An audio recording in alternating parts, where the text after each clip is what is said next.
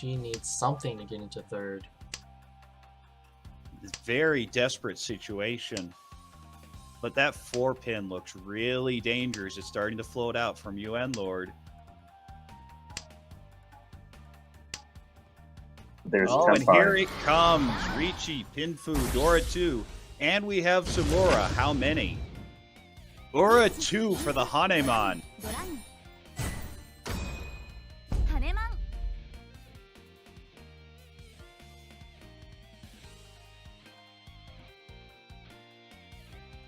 And here we have a Khan of the Dora. And the Rinshan comes for an instant Hanemon.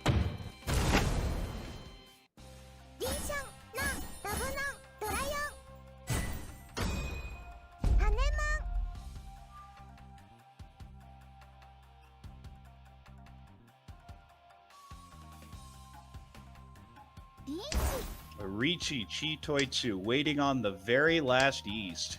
Currently in first with a decent-sized lead. I mean, if someone draws, it probably comes out. But there's a Pursuit Riichi with a 6-so weight.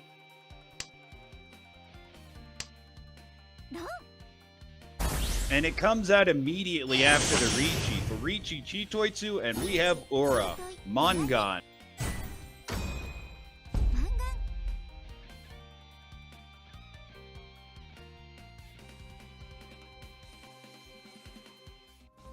Medics in a deep third, waiting on a 1-pin for Kokushi.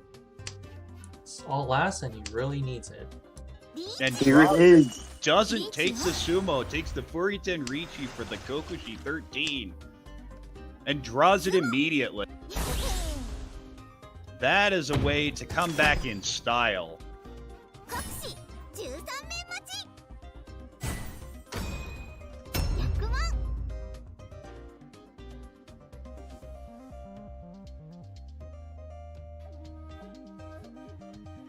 It's an amazing starting hand. Here we're looking at a fast hand, probably some sort of Chun or Hatsu, maybe even a Toy. Lots of things to call. Moving as fast as possible to get that win. Already in first by a comfortable margin. The win here of any size is good enough for the first place. Throws the Dora, have an excellent weight waiting on the green dragon and red dragon, and it comes out immediately. That's how you secure first.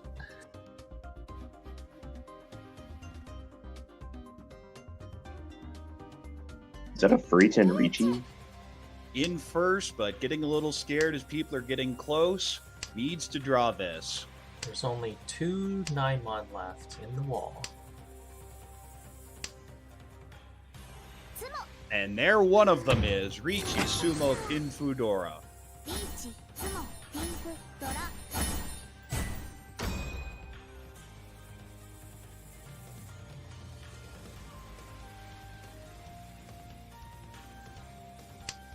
The Damaten Furiten waiting on the 147, where 4 or 7 will give Sanshoku.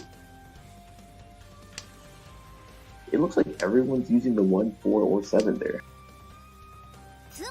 And there's the Haite, Sumo, Pinfu, Haite, Sanshoku, Dora.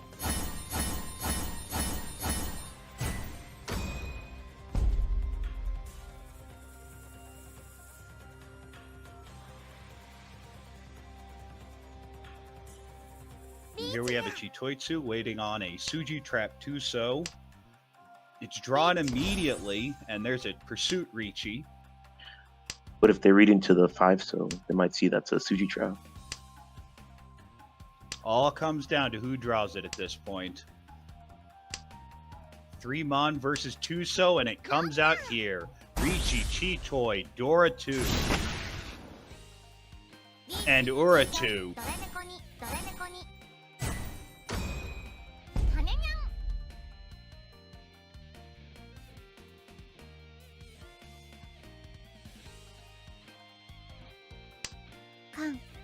Spicy Khan, and gives them 2 Condora.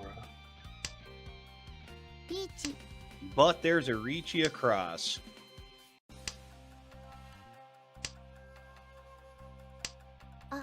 gets into Tenpai for Toy Toy, Honitsu, Hatsu, Dora 2, maybe Dora 3. Spice it up some more. Only one of each left and only the 9-pin left in the wall. And the last one comes out.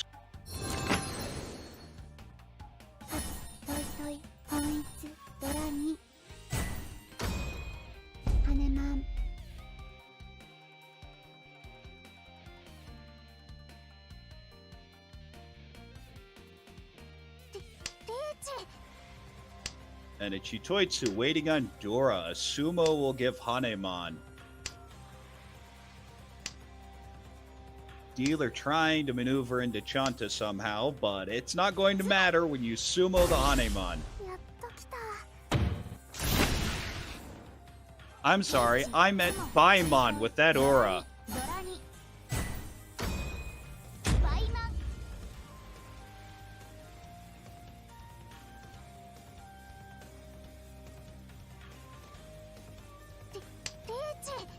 They have a complete Itsu, but where's their pair? Ashuna only needs 1,000. He just needs any hand to win this, but he's got the 5 and 6 on. What is he going to do with them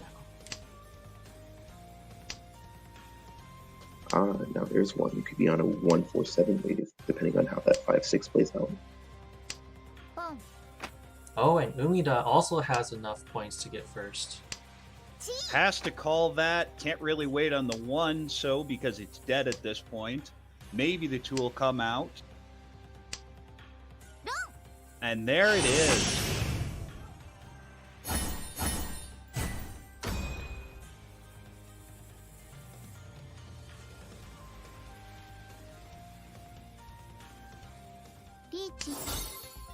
Wave had a really strong first day, and then people started coming back.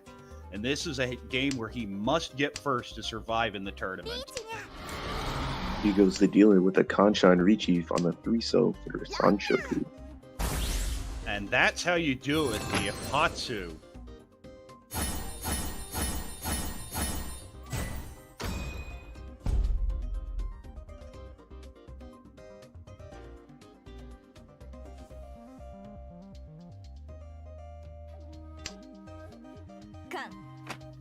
And with that con, Baba Gray turns over 4 Dora. Baba Gray needs this to secure first. N2 capitalizes on this moment to reach.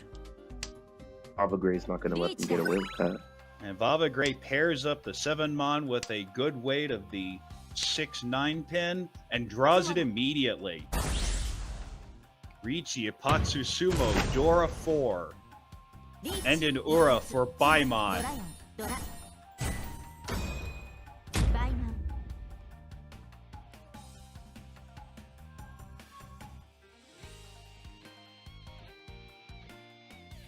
Oh, we've got this half flush versus the potential Daisang again. Bobrik is Tenpai and has been for a while, but other people are not giving him a break. No, can't take that 7, so we're going for bigger things here. And the East is dead. It's just not coming out.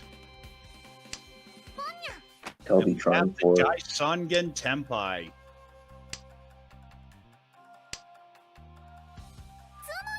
But it shut down with the Sumo Honitsu Dora 2.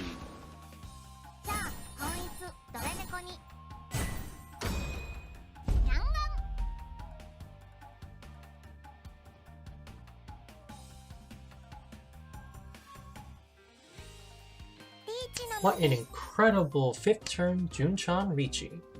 Absolutely amazing hand. It really hurt to win on the 4. But if you draw the 1, this is a big one. Riichi, Pinfu, Ipatsu, Sumo, Junchan, Dora.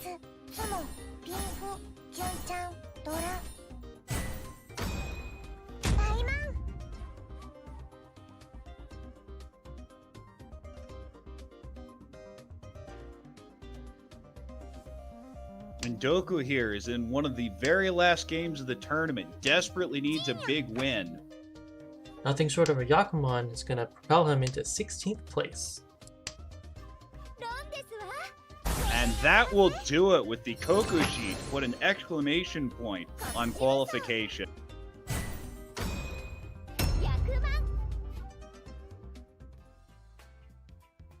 The elimination begins Wednesday, July 29th at 7 p.m. Pacific. That's UTC -7.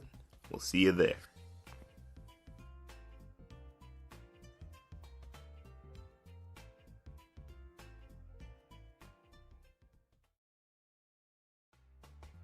From 100 eager competitors, only 4 Janchi remain in the 2020 Mahjong Soul Catfood Bowl Minor #StayHome Tournament. Wave, Heinryun, Bobrick, and Light Pink Yoshi fought through 3 days of preliminaries and a grueling top 16 and top 8 to make the finals, where only 3 more games decide the champion. Let's see the highlights of how they got there.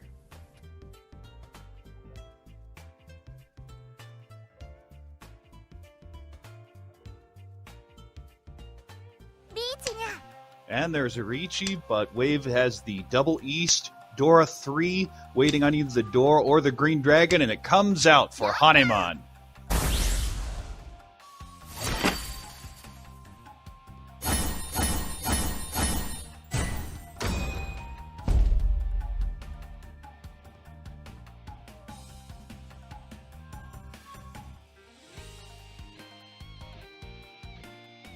Heinryun is in a solid first, but is poised for an early show songen on the Green Dragon.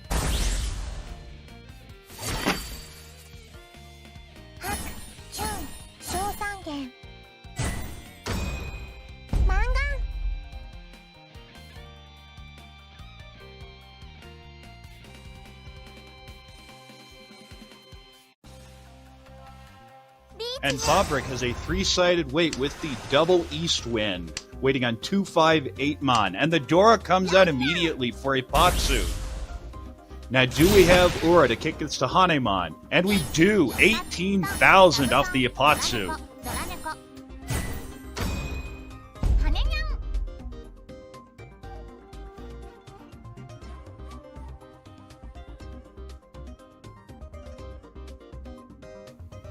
Light Pink Yoshi is 1 away from the 4 concealed triplets Yakuman. The 7 pin comes out, could have called it for Tenpai, but would have had to throw the Dora. Instead, draws into Tenpai, does not take the expensive end, but takes the closed 6-pin weight. For 3 concealed triplets, Dora and sumos it, shutting down the dealer Riichi and getting manga. Oh, I see. They're in first place already. So rather than taking the closed 4 triplets, they are satisfied with that single 6-pin weight for the 3 closed triplets. The 3 games of the Grand Finals start Thursday, July 30th at 7 p.m. UTC -7. That's 7 p.m. Pacific, 10 p.m. Eastern. We'll see you on the battlefield where even a Tanya can end it all, and all last is only the beginning.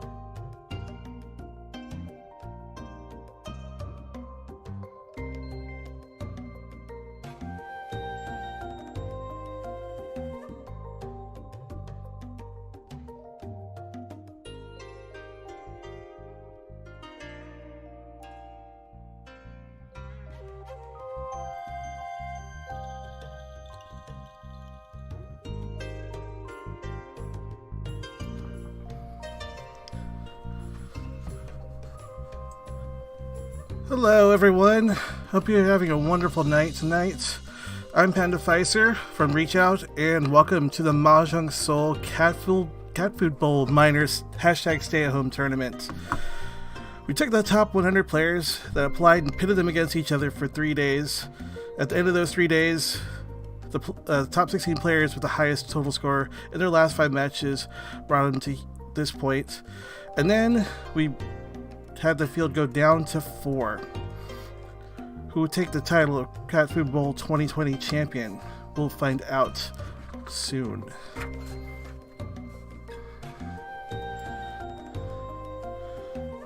So we got 3 games in the final, and for the first event I'm going to bring along Pio and Crow. Pio and Crow, are you there? Oh, absolutely, Ryan. This is Crow, and like you said, joining me is Pio. Pio, how are you doing today? Doing very well. Yesterday's games were amazing, and I can't wait to see what we're going to see in the finals today. Absolutely. But before we get to those finals, I think we have some standings to go over. Is that right, Ryan? Yes, we do. Here's what the scores come out to after the halving again. There they are.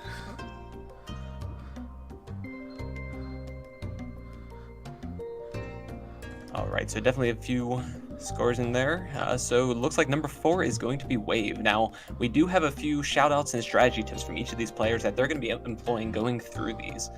So Wave, sitting right there at the bottom of the list, is looking out for Light Pink Yoshi and his big lead going into top 4. To bridge that gap, Wave's planning on making some big hands, planning on rolling Yoshi whenever he can, and just wanted everyone to know that Baltimore made the finals. So any predictions on who's going to come out on top? Absolutely, and next up is Heine Ryun, sitting at 18,000 points. Heine Ryun is also going after Yoshi in that huge 40-point lead that he has over Heine Ryun, and he won't be passing up any opportunities to win directly if he thinks he can hit Yoshi. He wants to give a shout out to everyone in the general channel on the Mahjong Soul Discord who's been wishing him luck for this entire tournament, and his friends in the bunker who stayed up with him until 3 a.m. to watch. Oh wow, that is some dedication right there. Oh, absolutely. I wish I had that kind of players behind me. I might be actually playing this tournament then. All right, next up is Bobrick. Bobrick is also looking out for Light Pink Yoshi after a nearly catastrophic matchup in the elimination round. For these finals, he's planning on either going for first or last and not accepting anything in between. Additionally, he wants to give some shoutouts to N2, Zimu, Core, and Carlomancer. All right, and last up we got Wave there. Oh, last up, though, is Yoshi in the lead. So Yoshi has a huge lead they built up over the entire course of the tournament. He's got a history with all 3 of those players and still remembers Wave stealing a first place from him after Catfood Bowl Season 0. So definitely a player that he's going to watch out for. That's a bit of a grudge after that long, that's for sure. Oh my gosh. And as for strategy, he plans to aggressively farm the reach sticks left out on the table from exhaustive draws and to avoid danger whenever possible by holding on to safe tiles when he thinks he's not able to complete his hand. Also, he's planning on to have his luck hold out for him just a little bit longer. He seems to think that'd be a pretty helpful strategy. Very well. Now, additionally, he does have a long list of shoutouts to go through, so everyone take a deep breath with me, and here we go. Here we go. Let's give shoutouts to Greater Cincinnati Reach Mahjong, Reach Mahjong Columbus, Zell, Twee, Mort, Ark, Butane, Thursday, Pio, Lily, Botan, Alex, Dingo, the rest of East Shanten Forever, his team, Tomo for teaching him, and the rest of the team at RiichiOut. Phew. I don't know if he has a plan of being an author anytime soon in the future, but he's definitely got a bit of a writing hand on him. Almost definitely. All right, so we're nearing ever closer to this game. Ryan, is there anything that you think we're specifically going to be seeing as we watch out for this game? I'm kind of seeing high defense. High defense, something feels unsafe. They're just going to park it unless, probably game 3, more risky moves might be made, especially when it gets down to those last few moments. But one thing they got to do here is try to get Light Pink Yoshi down. He's got the big lead right now. As mentioned before, it seems like it's a big first place right there. But if they can tag him with a couple of last places, they can probably get the jump to the first. Oh, absolutely. And it sounds like every player is just gunning straight for him. So I think that's a risk he's definitely going to watch out for. Pio, what do you think the key to winning this sort of match is going to be? The key will definitely be defensive play, as we have seen in the previous games. I did get a shout out from Light Pink Yoshi, so I'm not saying I'm biased, but he did make some really good defensive plays that let him secure his lead, leading him to the overwhelming advantage he has today. Oh, absolutely. We saw some absolutely masterful defensive play last time. I don't think really anyone got caught by surprise dealing into a hand. It was always that calculated risk that you have to take, when you're pushing those hands and trying to build up those points. So definitely very high level of play coming from these players. Now we are just a little bit out from the game at this point, so we're going to go ahead and jump into the client and count down to this game here. All right, so one thing that'll be very interesting to find out, and we'll find out in just about 30 seconds here, is what the order of seats is going to be. So I know it seems relatively inconsequential. We'll be randomizing this 3 times, but who's on your left and who's on your right can really vary and really change the game. So if someone who's really going after Light Pink Yoshi is sitting to his left, if they notice that Light Pink Yoshi's going for a flush, they might just completely cut off discarding that suit, so Light Pink Yoshi can't get anything going. So we'll see if we see any play like that, depending on how these seats pan out. Yeah, for sure. And also another thing that they can do is, possibly if there are 2 people, maybe decide to, temporarily team up. So Light Pink Yoshi is not able to get his win.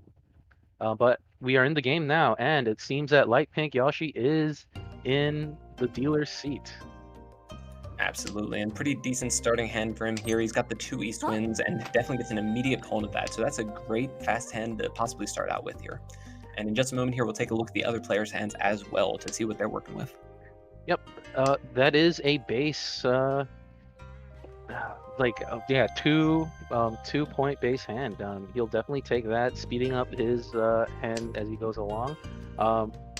He does get a good, decent shapes. He's going to cut the 1 so, probably eventually going to cut the 9 so later as well.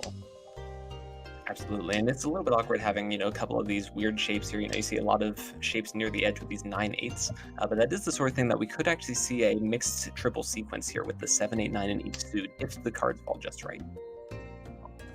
Looks like we got everyone else's hands open, and now let's look at other people's hands. Heine Ryun has a bit of a slow hand over there, keeping all the dragons. Probably going to look for a pair and then cut the other 2. We'll see what he does over there. Bobrick has a very, very nice looking hand over there as well. He has the 4-6-8 shape, so he'll be able to take in a 5-pin or a 7-pin, and then he will be 1 away from winning. Absolutely, and Bobrick, just that 1 away, it's going to be a very, very quick hand if you can start getting something. But Wave actually with the first blood here, well, first Tenpai at least, declaring a reach with a hand that looks like it's just Pinfu and reach, but definitely something that's going to worry everyone else at the table. For sure, and he is waiting on the 3-6 Manzu weight. The 2-sided weight, very good, very strong. Light Pink Yoshi does draw 1, but he does, suss out that it might be dangerous and discards the 8-pin instead. But it doesn't matter because Wave decides to sumo, draw it himself. Oh yeah, and the Sumo has a few points and hits the Aura as well. So a nice 5,200 point hand, very solid score for the first hand here. Yep, and that is unfortunately the end of Yoshi's dealership, and Bobrick is dealer now. And we look at his hand over here. He also has the pair of East Winds and is probably waiting just to be able to get it, make that quick call, try to make a quick hand to, continue his dealership. Oh, and this is potentially extremely quick here. So lots of completed shapes already in the hand, as well as just some fast ones on top of that. So if that East Wind comes out, this is going to be lightning fast, and Bobrick will be in a very strong position to take this round. For sure, and unfortunately, it looks like he will not be able to get his mixed triple sequences, but I think he's totally okay with that as well. He still has the opportunity to draw the 6 Sozu, and upgrading the value of his hand to be a little bit more scary. But we'll see what he draws. Absolutely, and we see just pretty standard progression here from the other players as well. Wave sitting over there could have that mixed triple sequence hand with the 9-8-7. Only needs the 7-pin to be able to make it. Sitting with 1 door in the hand as well. If that connects, it could be a pretty strong hand. And reading across the table, looks like they're going to go for an open Junchan. So they actually made it to Tenpai already. So Junchan, that is the terminal in each set, and just waiting on a 7-mon to complete that. Yoshi is pretty close to being able to call Riichi himself. Doesn't really draw anything too good. His hand value is not great. So if he susses out that some other people are 1 away from winning, he'll probably fold out his hand over there. Absolutely, and Bobrick choosing to pass on that 4, so really wants to confirm this east wind before starting to open his hand, and I can't say that's a bad move at all. It's a little bit strange that the east wind has taken this long to come out, so he might be concerned that another player has a pair of them and is planning on reaching a little bit later on. If that does happen, we can see the 4 pin in his discards would really indicate that the 1 would be safe. So it's possible that players should discard that 1 right in, but at the same time, Wave going ahead and reaching over there, waiting on that 7 pin that we talked about. The edge weight little bit worse, but a little bit worse than the double-sided weight, but he does not know that Heine Rune is also waiting on an edge weight as well. Draws the 6 mon. I guess Heine Rune decides to fold out his hand by discarding the 9 Sozu. Yeah, and I can't blame him with that one. So his hand's only worth 2,000 points in a reach like that when you don't see too many at the door. I mean, there are a couple in the discards and everything, but it's very possible that Wave would just have 1 in hand, and reach 1 door with Pinfu is really not the sort of thing you want to be dealing into at this stage of the game. Oh yeah, and a little unfortunate for Bobrick over here. No east winds at all, nowhere to be seen. He is definitely suspicious. He definitely thinks someone else has the pair, as you mentioned before. Absolutely, and now at the same time, Bobrick being faced with a decision as well, draws this 7 mon and could declare that Ricci. And if he does, he's probably going to be waiting on the east wind and the 1 pin. So the 1 pin with that trap and the east wind with the potential high value. Now we can see that the 1 pins are both dead, so really just waiting on the east wind, and unfortunately draws that 7 and deals right into Wave. Ooh, it looks like Wave got some hidden Dora too, because the character flashed, and he got 1 Uradora, putting him into that Mangan range, getting that 8,000 points with the 2 Ricci 6, 10,000 points, really good. Absolutely, huge lead opening up very early on for Wave, already up to 39,200 points. You really can't be asking for much of a better start than Wave is getting right now. Oh, for sure. And I believe Wave was 4th place in the initial standings, so this is looking really good for him. He might be able to change his placements in just the first hand. I might be getting a little bit ahead of myself, but I'm sure Wave is ecstatic to have this outcome for sure. And he does have a relatively quick hand as well. He has the 2 white dragons that he can call immediately and dump out some of the slower shapes in his hand. Absolutely. Now, Wave definitely plan on calling that white dragon if they get the chance to. Really just a lot of Yakuai pairs once again, so we can see the green dragon in Heine Ryun's hand, and probably going to be a call right here, as a matter of fact. Yep, there it is. So Heine Ryun, kind of at an interesting crossroads, could choose to continue to open up farther and go for this half flush, but at the same time, he is in Tenpai, currently waiting on winning for either a 5 or an 8 pin, and he does go ahead and choose to go for that flush. Yep, and I think that is not a terrible decision by Heine Ryun. It is very early, and he is signaling that he is going for some sort of flush there. There is 1 early 1-mon discarded in his pool, but 1-mon is a terminal. It is at one of the edge weights, so people might still be like, oh, this Heine Ryun is definitely going for some sort of flush, half flush of sorts, but Heine Ryun does seem to go for the value here. And Light Pink Yoshi, as we're talking, opens up with another reach. So first reach of the game for Light Pink Yoshi. Currently on a 3-sided weight for 147. That's actually a pair that he's looking for to complete his hand. A pretty interesting one, as a matter of fact. But at the same time, can also win off of the 8. Now, if he gets the 8, he'll have that full straight from 1 to 9 bamboo. Yep. And as we see, Heine Ryun did also just draw into being 1 away from winning as well. But it looks like Heine Ryun is going to deal in. Very unfortunate from Heine Ryun. Absolutely, and with that Itsu, that pure straight, it is the biggest hand that Light Pink Yoshi could have made. Unfortunately, no Uradora to add on to that, but 5,200 is definitely going to pull him into a solid 2nd place. Yep, and he does deny Wave's first dealership, which, Wave is currently in 1st. He does not want Wave to, carry, go a little, snowball a little bit, and, just blow the game completely open. And I think definitely very solid play over there. Absolutely. Now looking at Heine Ryun's hand right here, this is actually potentially another very fast hand. Lots of good shapes, 1 more pair than you'd like in the hand right now, but that's something that he's going to be able to figure out pretty soon here. It's something that you typically do early on in the game, and actually drawing towards potentially a 2 identical straights hand.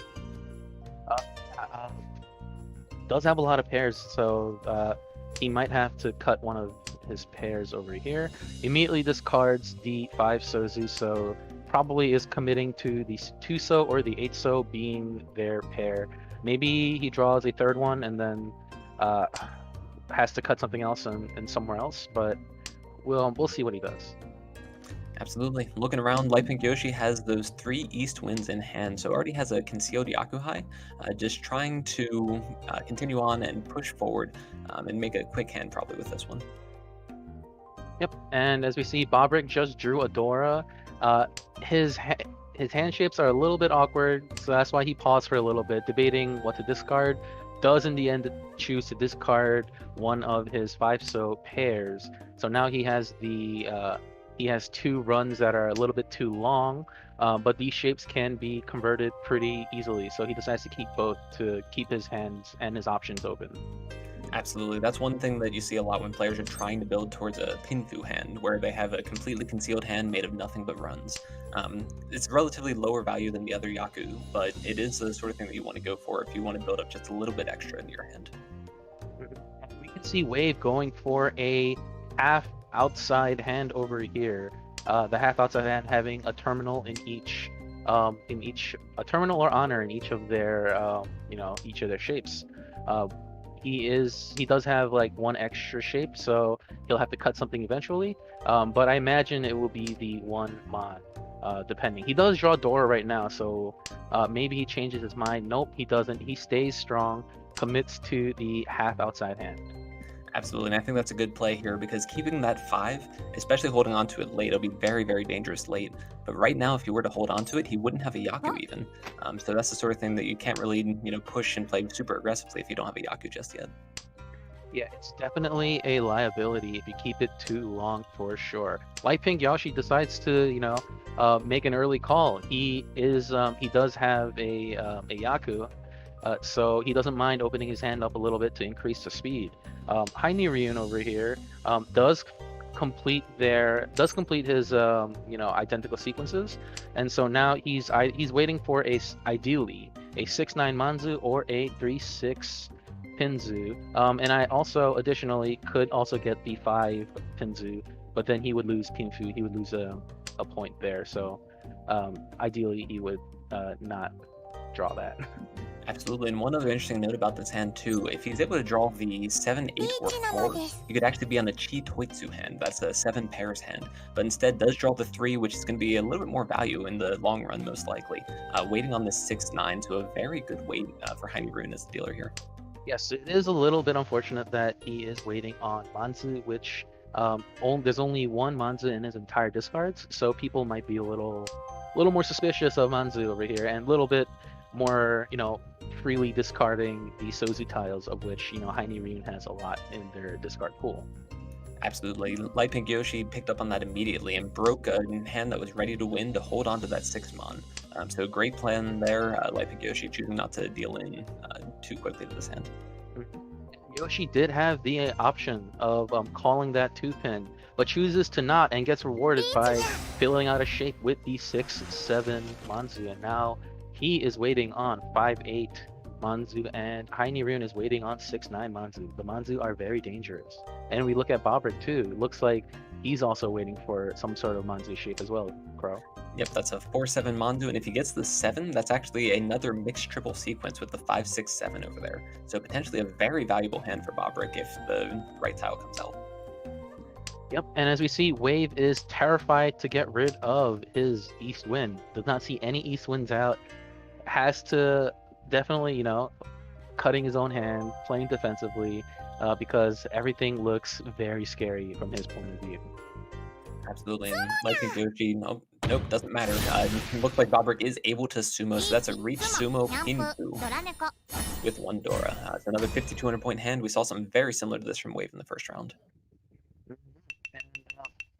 it is going to be going into South round, and if we look at the point situation, Wave is in first with 37,900, and Yoshi is second with 26,300, and he is probably trying to, get some sort of lead, get some sort of quick hand, and this hand does have the makings of a decently valued, decently fast hand. Yep, absolutely. A few good shapes in there. The 1-2 isn't the best shape, but unfortunately don't really want to discard it because it has the Dora as well. So we'll see how Light Pink Yossi chooses to progress with that shape and see what he can do with it. At the same time, looking to his right at Bobrick's hand, that's also a very, very good potential hand there. Not as many completed shapes just yet, but a lot of flexibility and a lot of good tiles to draw to continue to progress this hand. Yep, and it looks like Ryun is not giving Yoshi any time to build a hand. Ryun just making all the calls, trying to do everything to, end Light Pink Yoshi's dealership over there. Absolutely, choosing to cut this Penchan, this 8-9 Pinzu over there. Definitely the worst shape in his hand, and now he's just one quick call away for a pretty decent shape hand that's ready to win. Yep, and Yoshi is one away from being able to call Riichi, so is keeping up in terms of speed, but maybe he will decide to cut something later over there. If ideally he draws the 3-so, and then he can cut the 3 pins to be waiting on 3-6. Yep, and we see Ryun over there drawing a pair of 1 pins to make it into Tenpai, waiting on the 2-5. We can see 2 of those in Yoshi's hand right here, but not too many other ones out, just the 1 in the discard so far. So there's a lot of tiles out there to deal in, and this is one that's really hard to read, even when the player's in Tenpai. So we'll see if anyone is going to deal into Ryun's hand here, or if they're going to be able to figure it out and play defensively. Oh, for sure. Bobrick is deciding to hold on to their green dragons. It looks like they want to have a safe tile to discard a little bit later in the game when things get a little more dangerous. Definitely a good call from him over there, as Ryun definitely opened the hand up. Probably, from Bobrick's point of view, probably, one away from winning. So it's a little bit scary. And as I speak, Light Pink Yoshi does complete his his two identical sequences. So we'll see if he decides to push this hand, as it does have quite some value. Absolutely, and taking this opportunity to discard that 1-so could theoretically keep going with that 2, but we see Bobrick drawing his own 2, completing a hand that's just a Tanyao Dora. Reasonable little hand, and passes through Yoshi's dealership, so these players continuing to show Yoshi no quarter whatsoever, and his dealership passing right again. Yes, and he did pause for a little bit. I wonder what he was thinking. I wish I could ask him right now, but he is in game. And he is dealer right now, so let's just get right into it. He decides to cut his wins that don't give him any value, keeping the East Wind and also the Green Dragon. I imagine he'll discard the 1 Sozu or the 8 Sozu, depending on what he decides to do. And yep, he does discard the 1 Sozu, probably trying to build something a little bit faster. But as I say that, Yoshi decides to just call Poems. Has 2 value wind Poems, so it's extra scary. He can be waiting on like a lot of tiles. He could even be going for a half flush, but we know that he's not, at least as of yet, but we'll see. Yeah, but at the same time, Wave across the board just matching him call for call. Both players with 2 calls on the table, which is very, very quick for this early in the game. A 3rd call actually for both players. All the calls. Blow for blow, 3 calls for each player, and neither of them has a hand that's ready to win yet. This is absolutely insane how much aggression we're seeing at this table right now. It's a little scary here for the other 2 players, and even for Yoshi and Wave, because they know that Wave and Yoshi are both not 1 away from winning, but they don't necessarily know that the other player is not. So we'll see if they decide to play a little bit more defensively over here, but I imagine they're just gonna keep calling, and maybe we'll get to see the legendary single tile in their hand waiting for that same tile. But as I say that, Wave does get into Tenpai, does get into 1 away from winning on the 7-so. See, that's the one downside with having hands that call this quickly. You make it to Tenpai very fast, but you don't have too many options for your Tenpai. So Wave is just on a Tonki wait, that is a pair wait. So waiting on just 1 tile that he already has 1 of in his hand to be able to win the game. Not necessarily the worst case scenario or anything like that, but it is something that they have to watch out for because it does lack flexibility. Yep, and as we see on the other side over there, Yoshi is waiting on they have the 2-sided weight, the 3-6 Manzu weight, which is a little bit better than Waves. Waves did change their weight to the 1 Man, which is it is a terminal tile, but terminal tiles are not necessarily too safe if you look at what he has called over there. Absolutely, and this is where the pressure is going to go right on. Rune over there just declaring a reach. Now we can see the hand isn't, the biggest value or anything like that. It looks like just a reach only right now, unless some Uridora get flipped. But the other players don't know that. At this point, Lightning Yoshi and Wave only have 4 tiles in their hand left if they want to try to play defensively. So they're in a tough spot, to say the least. For sure, and that is definitely Rune trying to punish Wave and Yoshi for, opening their hand like they did. Wave did upgrade his weight to the Nobitan weight, which is a 4, 5, 6, 7, waiting on the 4, 7, where you get a pair if you win in either on either side. When Rune does manage to make the sumo, so right now Riichi, sumo, and that's about it. So relatively small hand, but does shut down those quick aggressive hands from the players either side of him. Yep, and those hands were just about the same value, so Rune is happy just denying the points going to someone else. Absolutely. So looking at this next hand here, Waves our dealer, and unfortunately a bit of a clunky hand here for him. Lots of honors here and some isolated terminals with some bad shapes as well. So you're really going to need some luck to help out to speed up this hand. In the meantime, Rune over there has a much better shape hand. Lots of completed shapes already, and lots of good central tiles with 1 Dora sitting there that they'd love to connect. For sure, and if we look at Bobrick does have 4 pairs and drew a Dora. Getting a 7 pairs with a pair of Dora is a 6,400 point hand if they do not Riichi, and if they do, then it is 8,000 points. It is a lot. That is a lot, and that will put him way back into the game over there for sure. Not saying he's out, but this is a way to do it, and he does draw the 3-mon, so now he has the option of going for a traditional Pinfu hand by converting that 4 pair. That pair of 4-mons and 5-mons into the identical sequences. Absolutely. So players just progressing their hands fairly normally here, and worth noting, we're already in South 3. This game is moving at a blistering speed compared to some of the long, arduous games that we had yesterday. Players just not being able to hold on to any dealership because of this huge amount of aggression coming out from everyone. So definitely a very different pace in these top finals. Yep. Oh man, I remember that game yesterday where there was 11 continuances. That was a long one. Bobrick does decide to open up his hand. Probably, I imagine he's gonna discard. Oh no, he doesn't. Bobrick decides to keep the Dora, lowering the speed of his hand by a little bit, but deciding to increase the value. He does need to call his South Winds, or he's gonna have to get rid of them or do something with that. But that is a decision that Bobrick chose to make right there. Yeah, absolutely, and he's just kind of in a position where, like you said, he needs to call those South Winds for the Yaku, but doesn't have another pair, and I think that's why he held onto that Dora there, just because it's the highest potential value tile in the hand. Yep, and if we look at other people's hands, Rune is deciding to hold on to that Dora for really long. We'll see if that becomes a liability. As we know, Bobrick is trying to probably gonna try to wait on that, so maybe Rune will get punished for holding this Dora this late. Nope, and Rune figuring that out right now and just go ahead and discard it right now to get rid of any of the danger. Rune currently 1 tile away from a ready hand to win, and that's a very wide wait too. There's a lot of tiles that Rune can draw to make it to Tenpai here. Yes, and Wave is paused for a little bit, does not quite know what to do, ends up discarding the 5 pin.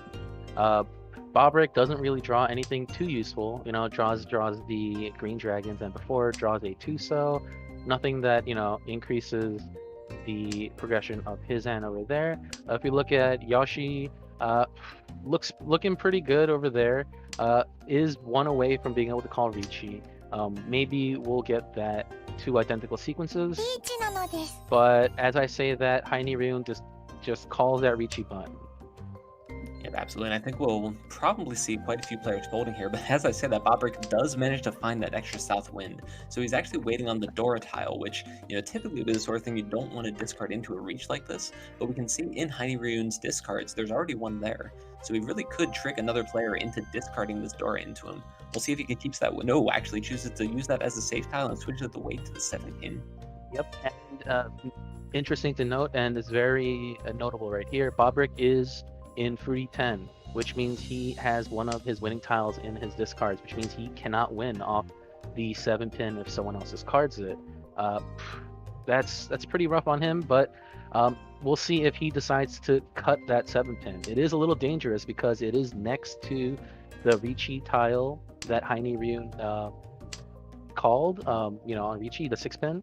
And generally speaking, tiles near the tile that someone called Riichi on are slightly more dangerous. So Bobrick does decide to fold out, cuts out the south winds, and Wave deals in to Heine Ryun over here. And luckily for Wave, just a Riichi Pinfu hand, so nothing too huge that he has to worry about, and he will retain his lead despite dealing into that hand. Yep, and Heine Ryun hoping, was probably hoping for some, hidden Uradora over there. A little unfortunate that he doesn't get it. And now we are in South 4, and Heine Ryun is currently in last. He is dealer, so if he wins, he will be able to keep going. But he does have a lot. Oh my goodness! As I say that, Heine Ryun gets a really good Riichi waiting on the 1-4 pin, and he discarded 2 pins super early, so someone might just discard the 1 pins relatively early because you really don't have a lot of information to work with here. Absolutely, and there's different classes for these weights, different grades, so to speak. And this is what's known as a Class A weight. Now that's because it's weighting on a terminal tile, either the 1 or the 9, as well as another tile. So it's the 1-4 weight that we see with this 2-3. Those typically have the highest deal-in rates, because as players are progressing their hands, the terminals are the ones that are most likely to flow out of the hand. So we'll see if that's the situation here, if someone decides to push against this reach and does end up discarding one of those tiles.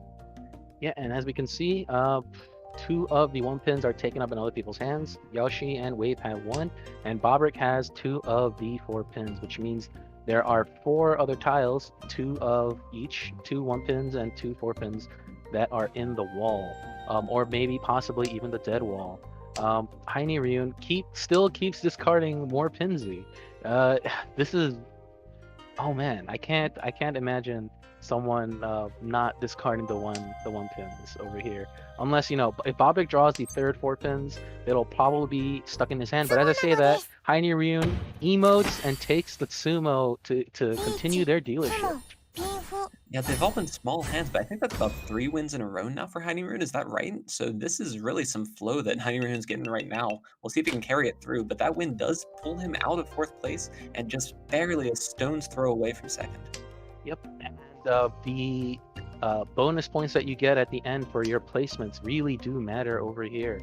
And Heine Ryun is, rallying really hard right now. Let's see if he can keep on going. Absolutely. So looking at these starting hands here, Heine Ryun with a pretty decent starting hand as well. Few shapes that aren't quite as ideal, especially not as ideal as the last hand, but honestly that'd be a bit too much to ask for 2 times in a row. Light Pink Yoshi as well, very strong starting hand here. Does have that 1-2 shape with Fedora once again that he'll need to figure out how to deal with though. Yep, and Wave's hand is looking pretty fast too. This is going to be a good one for sure. Wave has a lot of good shapes. Probably going to discard. No, decides to discard the 9-mon over here. Cuts one of his pairs because you only need 1 pair for a standard hand. Probably going to go for something along like a quick pinfu in order to secure his 1st place over here. Absolutely. Light Pink Yoshi drawing a 2nd white dragon as well, so that does give him some options to kind of speed up his hand a little bit. And I think in Light Pink Yoshi's position, if that white dragon comes out and there's no real danger on the table, he's probably going to go ahead and call it to try to solidify his 2nd place in this game. For sure. He really just needs, 1,000 points. He might even make this call here. Yeah, and he does. He makes the call on the 2-3 for Manzu, and now he is 1 away from winning, but he can only win off the white dragons that are yet to come out. Absolutely, and Light Pink Yoshi does have a little bit of a negative history. It's probably the only bad luck he's hit in this tournament so far. He's had some really bad luck with this type of weight where you can only win on one side of your 2. So we'll see if that carries through to this game, or if someone does end up discarding that white dragon, or he ends up even drawing it himself to complete this hand. In the meantime, Heine Ryun with another strong draw, getting very, very close to the ready hand as well. It's just going to be a race to see if Light Pink Yoshi gets his first, or if Heine Ryun's able to reach and possibly even force Yoshi off the hand again.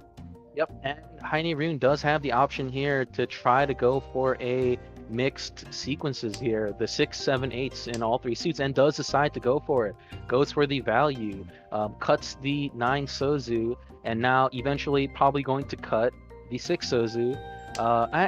No, he'll probably cut the 5 Sozus, so because he already has the pair over there, and he is one away from being able to call Ricci.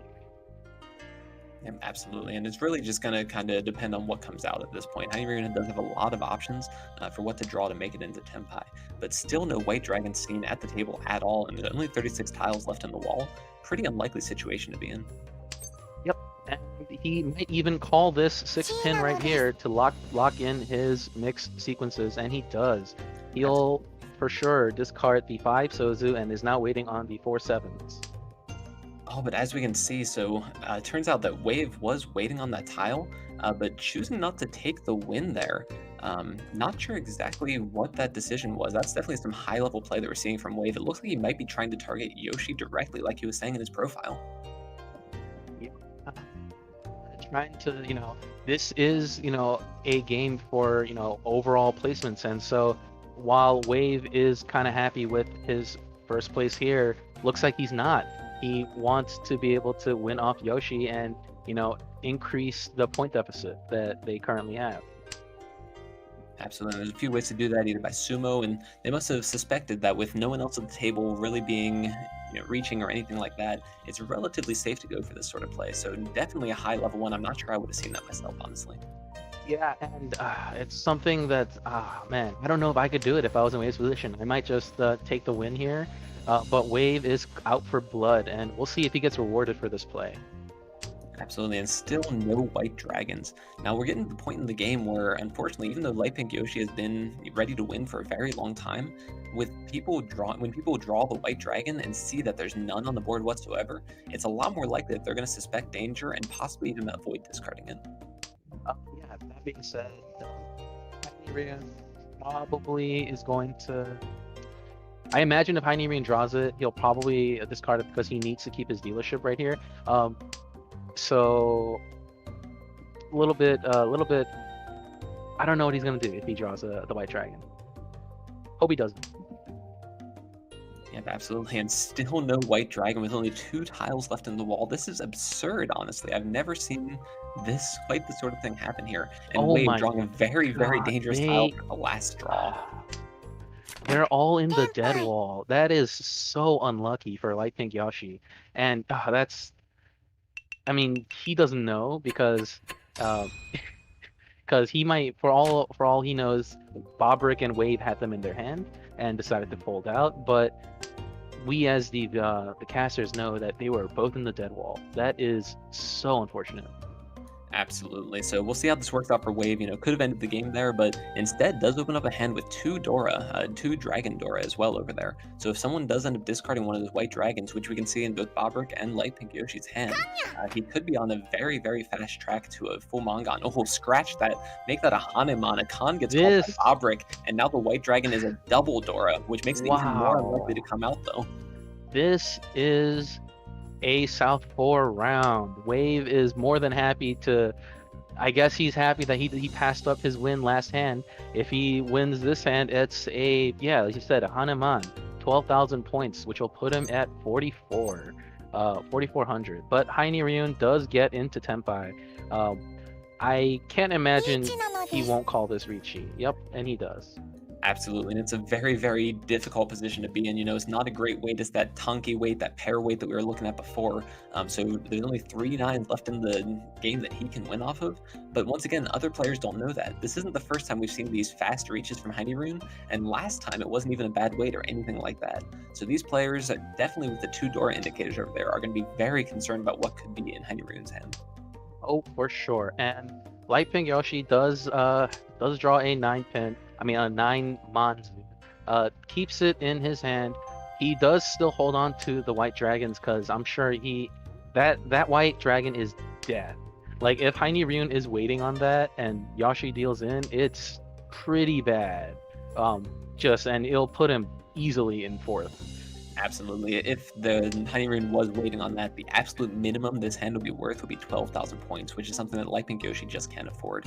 So I expect we'll see him try to navigate his hand and possibly wait on the White Dragon at the end of it here. At the same time, we do see those 2 9s over in Light Pink Yoshi's hand, so there's only 1 left in the wall for Honey Rune. So this could kind of be an interesting situation where, everything looks super dangerous, but in reality, there might not actually be that much danger on the table just because of how these tiles end up being drawn. Yep, and as we speak, Wave did draw a key tile. Drew D6 Sozu and is going to cut his pair of 2 mons, trying to get into Tenpai, get into 1 away from winning, a little bit over there, a little bit safer. Yep, and these players continuing mostly normally here, still a little bit worried about the reach, and it looks like Light Pink Yoshi is just trying to fold, hoping that even if Honey Rune does end up winning this hand, he'll be able to use the wrench on the dealer repeat to make sure that he has time to catch up. Yep, and not a whole lot happening for Yoshi or for Bobrick as well. Bobrick, let's see, he is kind of, could go for the full straight in Sozu over there. Really just missing, the 4 so and the 5 so. They are both middle tiles. There's only, 2 of them out. It's possible that they can come out, but ideally Bobrick will probably just wait on, his south winds over there. But we'll probably have to cut the White Dragons and have mini heart attack when Wave decides to call the Pwn over there.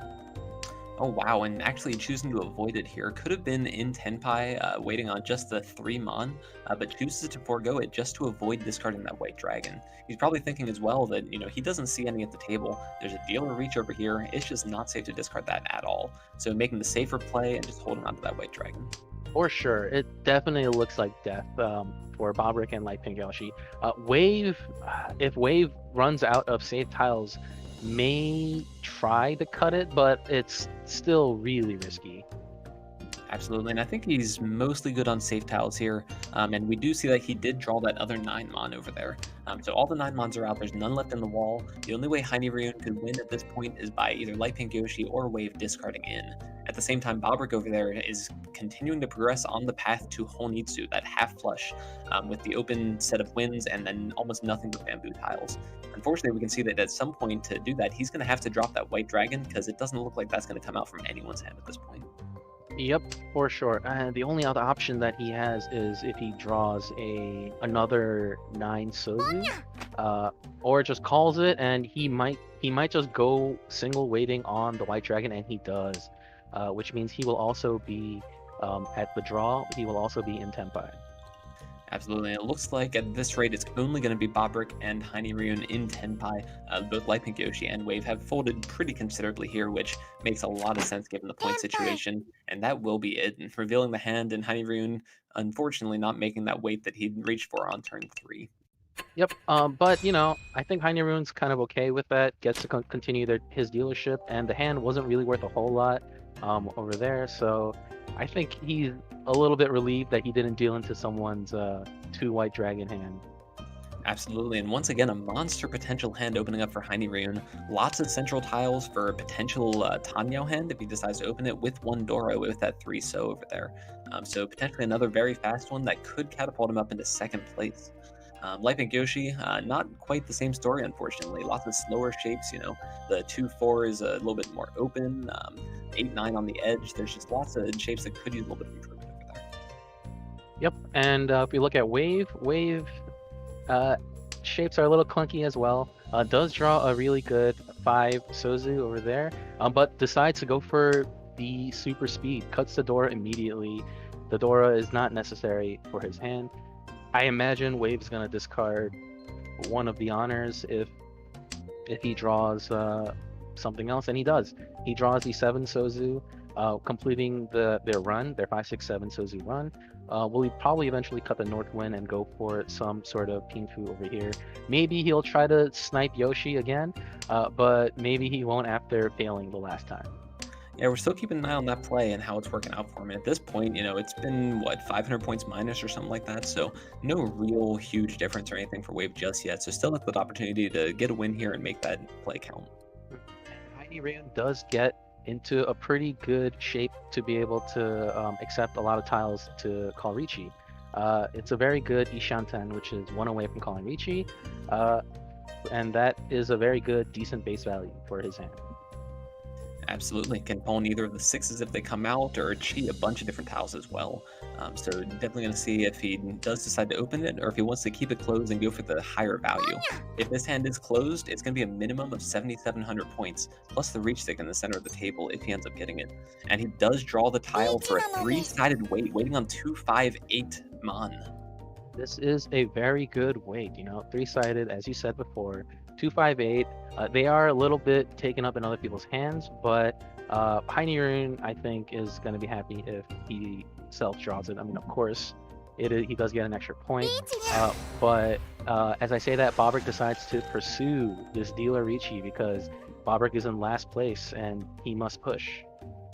Absolutely, and we do the Ippat Sumo from Heine Rune. Absolutely insane. Ricci Patsumo Tanyao Pinfu Dora for a dealer Hanemon. Oh, it's not a Pinfu, but yeah, it's my a apologies. 12,000 point hand. He is rallying out of his mind today. He is in first place by a very decent margin. That is amazing. Now, one thing worth noting, if you guys are used to playing ladder games, you wouldn't see this right now, right? The player who is in first just won their East round, but the game isn't going to end. That's a rule known as a Gariyame, where if the dealer wins, then usually they can end the round, but here it's turned off. So the game must keep going until the dealer doesn't win a hand. Yeah, and I'm sure Wave is probably very, very, very, regretting a little bit his decision to try to snipe a little bit earlier. But this is, that was a different, reality, and Heine Rune got their really big win here. And as you can see, his hand right now, it's not too fast, it's like very, very mediocre hand. Maybe he'll draw some key tiles over here to speed it up, but it's not, I don't really see too much coming from there. Absolutely. Light Pink Yoshi, in the meantime, does have a very fast potential hand. Looks like it would be a Tanyao, depending on what gets drawn. That 7-8 could still draw a 9 to kill the Tanyao. So in this position, it'll be interesting to see what Light Pink Yoshi does, because unfortunately he is in third, which isn't ideal for what's going on right now. But we will definitely take a look and see how that hand develops. Yep, and Light Pink Yoshi does have the opportunity to maybe go for a really, really spicy hand. Maybe gets the 4 concealed triplets. He does have 2. It's, I can't imagine he'll go for it because it's pretty unlikely, but he might just draw amazingly well. Absolutely. So definitely Wave's hand progressing very quickly here. So we'll see what that ends up doing. It's possible that Wave just gets the Sananko as well. That is the 3 concealed triplets, which I'm sure he definitely wouldn't mind right now. If he's able to draw a Mangan hand, an 8,000 point hand, that is enough to overtake Heine Rune for first again. Yeah. As we see, Light Pink Yoshi does decide to cut a 7 Sozu, cutting one of his shapes over there. He's probably going to cut his 8 Sozu in right now, and now is in a little bit of a better position, can accept a wider pool of tiles. Absolutely. So Heine Rune drawing another few good tiles, actually progressing his hand pretty decently quickly. 2 tiles away from Tenpai with 1 Dora in hand. So weakest shape is probably that 8-9 Mon over there. So if he draws a 7 or draws something else to improve that, I'm sure I would definitely be happy about that one. Yep, for sure. And Yoshi does get into Tenpai, calls Ricci. It is a 4-7 Manzu weight. Very good weight right there. Yep, and this is the sort of thing that you do when you're settled for your position, you're fine with just moving on. Misses the Ippat Sumo, which is an opportunity to kind of overtake some places here. So it looks like he'll be happy just with finishing third in this game. Yep, but as we speak, Bobrick is not willing to, just go down without a fight. Also calls a Ricci of his own, but it doesn't matter because Yoshi sumos on the Dora. That is a big high. That is the high roll right there for sure. Absolutely. And with 4,000 points, I don't believe that's going to be quite enough to overtake Wave. No, just about 2,000 points off. And that will finish game one of this finals. So we'll go ahead and take a look at the final scores here. It looks like Heine Ryun in first place, coming out the gate blazing with that awesome South 4 round. Yep, for sure. And I'm pretty sure Yoshi was trying to win off Wave, but if he drew it himself, it was a mitigating loss type of win over here because points do carry over. He was probably okay with taking this, a little bit of a slight loss of points as a third place, but I think he's overall okay with what happened. Absolutely. That's the sort of hand where you can't really sit around with it too long because it's actually very hard to increase the value. So Light Pink Yoshi probably looking at it, thinks that's the best we're going to do in the time we have, especially with the Reach just following him. He was dead on track with the tempo of the game there. So good decision making there, I think, by Light Pink Yoshi. And we'll see how this carries through to the scores in just a little while here. So Pio, based on the results of this here, what do you think is going to be happening with the next few games? Do you think that we expect to see a lot of blistering fast games, obviously until South 4 here? Or do you think the games are going to slow down again as people try to play more positionally? I'm not too sure. Obviously, I can make a little bit more of an educated guess if we had the complete standings, but just looking over here, Yoshi is probably okay with this small loss. We'll probably try to play more defensively, try to speed the game up, but also fold out when he can. In contrast, Wave and Heine Ryun are definitely going to try to go for some bigger, massive hands, if their hands allow them to do it. Absolutely. And Bobrick staying true to his word and going either for first or last in every game. That's what he said. He's going to go push hard for first, and unfortunately didn't quite have the luck to back it up here. So Bobrick just behind Light Pink Yoshi in the game here, and Bobrick's definitely going to need to make a strong next couple of games in order to be able to make up this deficit. For sure. And in a tournament setting such as this, it's not completely wrong to just go all in for that first place, because first place, as we know, they get that really nice border, and I'm sure that's what Bobrick is playing for right now. It's if Bobrick doesn't get that border, it's first or last for him. Absolutely, and it sounds like we are ready to take a look at the results. So Panda, go ahead and let's take a look. What do we got? So the results are posted right now. Light Pink Yoshi still maintains the lead despite that minor setback, but Heine Ryun does jump up to second, Waves in third, and Bobrick with a small neg, but still anything is possible. In battle for first, it looks pretty tight.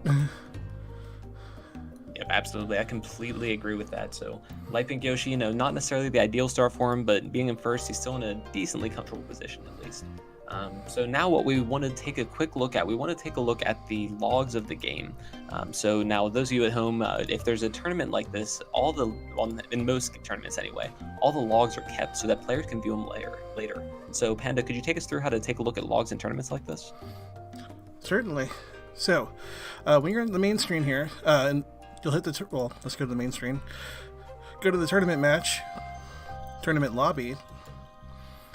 And then you can either search for the tournament name by typing it in, or if you know the tournament ID, you could type it in here. And then, of course, this is the big tournament, so we're going to click on this one here. Oh.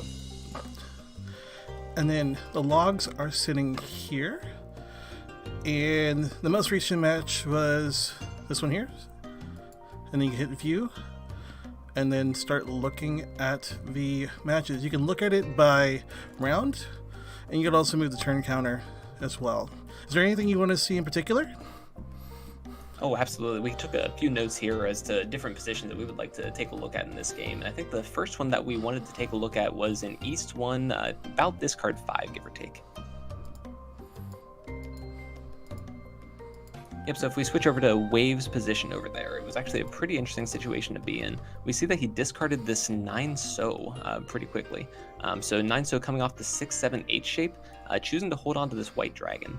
Now, there's a few different reasons that you would want to discard just like this, right? Now, normally you want to keep those shapes together whenever you can. 6, 7, 8, 9 is a good one to keep around and kind of extend a little bit. But we can see in Wave's discards, he already has that 7 Sozu. So unfortunately, that means that in this situation, if he were to improve that shape, it would actually be potentially a 40-10 shape as well, since that 7's already been discarded. Now, if we go into the next discard, I believe it is.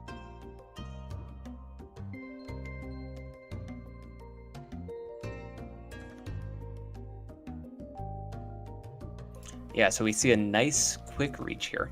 Now, this is always an interesting position to be in. It's East 1 very early on, and your hand is just a Pinfu hand. So that's the all runs hand that we can see right here with an open shape, waiting on the 3 to 6. Now, this is kind of a border case scenario. Sometimes you want to reach it, and sometimes you don't. Obviously, in this situation, Wave chooses to reach, and why was that? Now, we just talked about this. This is a tournament setting, right? Players are going just absolutely all out trying to get as many points as possible. And I think that's why Wave chose to reach here. They have the opportunity to, if the cards fall just right, hit Oradora. At least 1 would be ideal, possibly 2 for a Mangan shape. So even though the hand is only worth 2,000 with this reach and you're locking it in, this hand isn't likely to change much either. So since the hand's not going to change, you're first to Tenpai, so everyone else is likely to fold, and you have that chance to get extra points in there in the end, it makes sense to reach this hand. For sure. And, that 9 So discard isn't all that bad. If Wave decided to, go for a little bit more value, he could maybe go for that full straight in Sozu, but realistically speaking, he cuts the 9 Sozu and then holds the White Dragons. Doesn't really lower his efficiency by a whole lot, and as you said, he is probably gunning for some of those, those shiny Uradora tiles. He does see that, no Dora is showing, and in this tournament format, there are no red Dora, so he's probably hoping that other people fold out because it's such an early Ricci. And as you said, he probably won't be changing his weight a whole lot, so he definitely just presses the Ricci button and hopes for the best. Absolutely. And how does this hand end, Panda?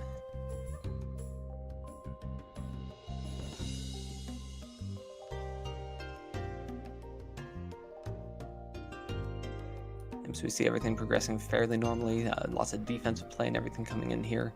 Maybe we can skip, oh, there it is. So there's the Sumo, and that is some of the extra points that we were talking about as well. Sumo counts as a Yaku by itself and does hit that Urador we were talking about. So Wave playing it big, going for that, nice quick win, quick aggressive play, and ends up getting rewarded with those 3,200 extra points on top of what the hand is normally worth. Yep. He was, looking at a 2,000 point hand that became 5,200.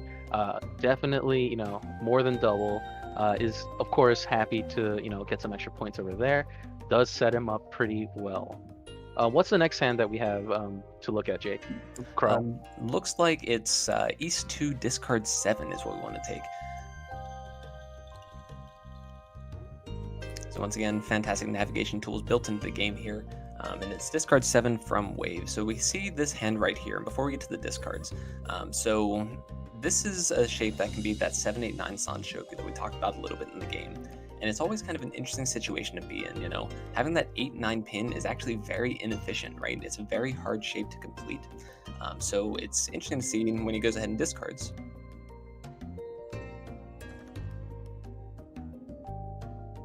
He ends up discarding that 9, and that locks in that Sanshoku shape, that mixed triple sequence. So even though it can be more efficient to keep groups of tiles like that, and discarding something like the 8-9, he finds that value and chooses to go for it instead, and immediately gets rewarded for it on the next discard and draws the 6 pin, and ends up discarding the 4, as you can see here. Now, it is interesting that he chooses to reach here as well. So like I said, that 8-9 is a very bad shape generally, right? It only has that one tile that you can win off of, and we can already see a couple of them in the discards. But Wave identifying that, in this tournament setting, we really need to play super aggressively and find all the points we can, so chooses to reach as well, and sets what's called a Tsuchi trap. Now, we can see with the 4 discarded, typically, if a player was on an open-ended wait, they could be waiting on 1-4 or 4-7. So players might see this 4 in your discards and think, that 7 is probably a lot safer than it would otherwise be. So it could trick players into discarding that 7. Said The CG, which is 3 away from that tile, so when you discard the 4, the 4/7, on the Ricci discard is a little bit more dangerous than others than other CG, and so I'm sure other players are not buying this trap that Wave decided to set over here. Absolutely. And if I recall correctly, I believe he ended up drawing the last one in the wall. Is that correct?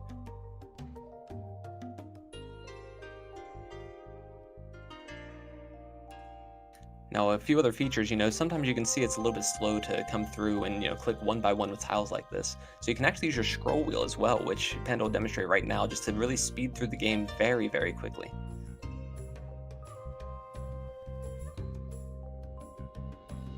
Ah, no, and it was the Roll, that's right, after Bobrick declared that reach, and does end up finding a huge hand after finding that Uradora. So very well played by Wave, identifying the best way to get those extra points and succeeding in it.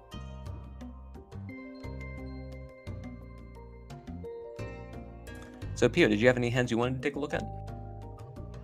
So it is in East 3, so it is this hand, looking at Heini Ryun, and it's, I forget exactly which discard it is, but does decide to go for the half flush.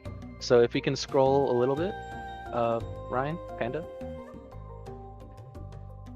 A little bit more. Yeah, actually, no, right here is good. So yeah, Heini does decide to, as you can see, Heini Ryun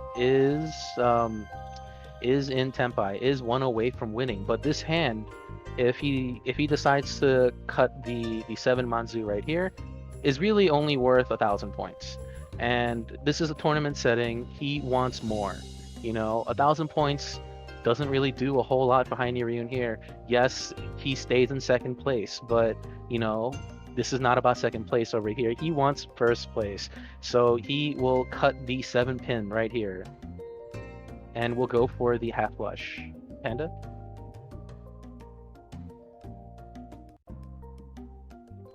Yep.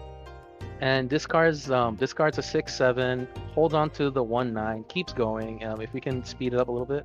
Yep, draws the 3 mon, and is well on his way for the half flush. But this is one of the downsides of going for the half flush is, if you draw something that's in a different suit, it might be a little bit dangerous. But I believe he decides to discard doesn't deal in. Yep, and unfortunately we do see that is the higher out for Light Pink Yoshi, so Light Pink Yoshi definitely appreciated that one. But that's just kind of what happens when you push these hands, and I think in that position it definitely makes sense to push and go aggressively going for the half flush. Yep, and what are some other hands that you have for us, Crow? Well, one thing that we always want to take a look at is how players deal with very, very bad hands. So if we go to, I believe it's East 4, I want to take a look at that one real quick, and that's where we're at. All right, so if we take a look at Wave's hand in this situation, we can see that he has an absolute ton of terminals and honors in his hand. So he's got the 4 different honors over there, the 1 and 9 of the Sozu, and the 1 and 9 of the Mon as well. And if we click through just real quick to his draw. Oops, unfortunately, a little bit quick there. We'll get back to it. Sorry about the delay.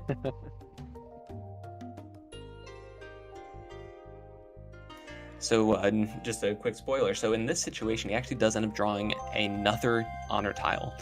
So a lot of times when you see this in the tournament settings, in the ladder settings, you'll declare what's called Kyushu Q-High, a 9 terminals exhaustive draw. Unfortunately, in this tournament, that isn't an option, so you just have to make the absolute best that you can. So here we see Wave go ahead and call that South Wind and try to push forward to that Chanta hand, that half outside hand we were talking about before. So definitely a heads-up play from him, not just basking and saying, "Oh, I've got this bad hand. What do I do?" Really starts to make something of it, and definitely progresses his hand pretty far through this one. Yep, and he did have the option of maybe trying to go for a 13 Orphans, but Wave realizing that it's a little too much. Wave did have a lot of middle tiles and would be horrifically ruining his efficiency by a lot there. So definitely goes for the half outside hand, but he doesn't get it, so it's a little unfortunate. All right, so one more, possibly two more that I want to take a quick look at here. So in South 3, I believe it was discard 14 or so. Oh, is this the passing up the wind? This is a Dora discard that came out from Bobrick. Okay. If we click around just a little bit here. All right, so we can see that, waiting on this, and this is the exact draw that I'm talking about. So we're in a situation where the player across has declared Ricci, discarded the 6-pin, and we have no idea what he's waiting on, right? That discard pool is very hard to read. There's a lot of bamboo tiles in there, but other than that, it's a pretty difficult situation to be in. So in Bobrick's situation, he wants to hold on to that 1 pin, but unfortunately, he doesn't have any safe tiles, so he has to make this determination as to whether or not he wants to go for safety or go for points. In this situation, he decides to discard the 1 pin, going full safety and just trying to just be okay with any win he can get here. And unfortunately, if I recall correctly, this is one that Heine Rune actually ended up drawing themselves. So even though the nice safe play came through from Bobrick, it didn't stop Heine Rune from winning the hand.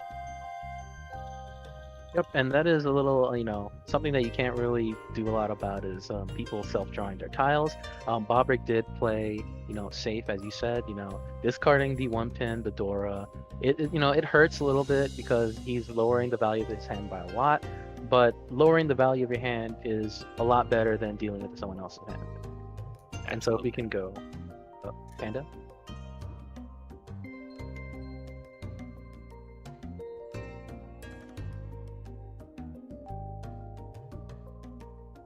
Oh, he roamed. Okay, so he won up someone else instead and didn't draw it himself. But the statement still stands. Yep, absolutely. And as we know, we talked about it at length in the game. Wave's pass on that last possible win was really what cost him the first place, unfortunately. So that high-risk play and everything that just didn't quite work out. And that's fresh enough in our minds. I don't think we need to go through it all just that quickly again. So I think that's about all we got the highlights for you. Very, very tense game with a huge comeback from Heine Rune at the end there. So absolutely fantastic to watch. And congratulations on Heine Rune for winning the first round there. So with that, I think that's all for Pio and I tonight. And we're going to turn it back over to Jay and Tips as well as Panda. So thank you all very much. And Tips and Jay, take it away. Yep, thanks everybody. Thank you, Crow, thank you, Pio, and thank you, Panda, for getting us started. Quality. What's up? It's your boys. Your boys, Tips and Jay. We're here for game 2. We're getting ready to go. We've seen some crazy stuff in game 1 already. We've seen Wave passing to try and have Yoshi fall into a lower position so that he would get a better chance. But unfortunately, a little bit of a backfire. Wave actually falling down to a lower position. And Yoshi staying in the same position. It's a classic case of oh how the turntables. That's correct. And one thing I noticed, I remember talking about this yesterday. Bobrick was using Kavi yesterday, but Bobrick has switched to bonded Ichihime. So, look, I may be a slightly bit biased here, but Ichihime is still best girl, first girl you unlock, and best girl, so I respect that. Oh, see, you're the childhood friend type. I see.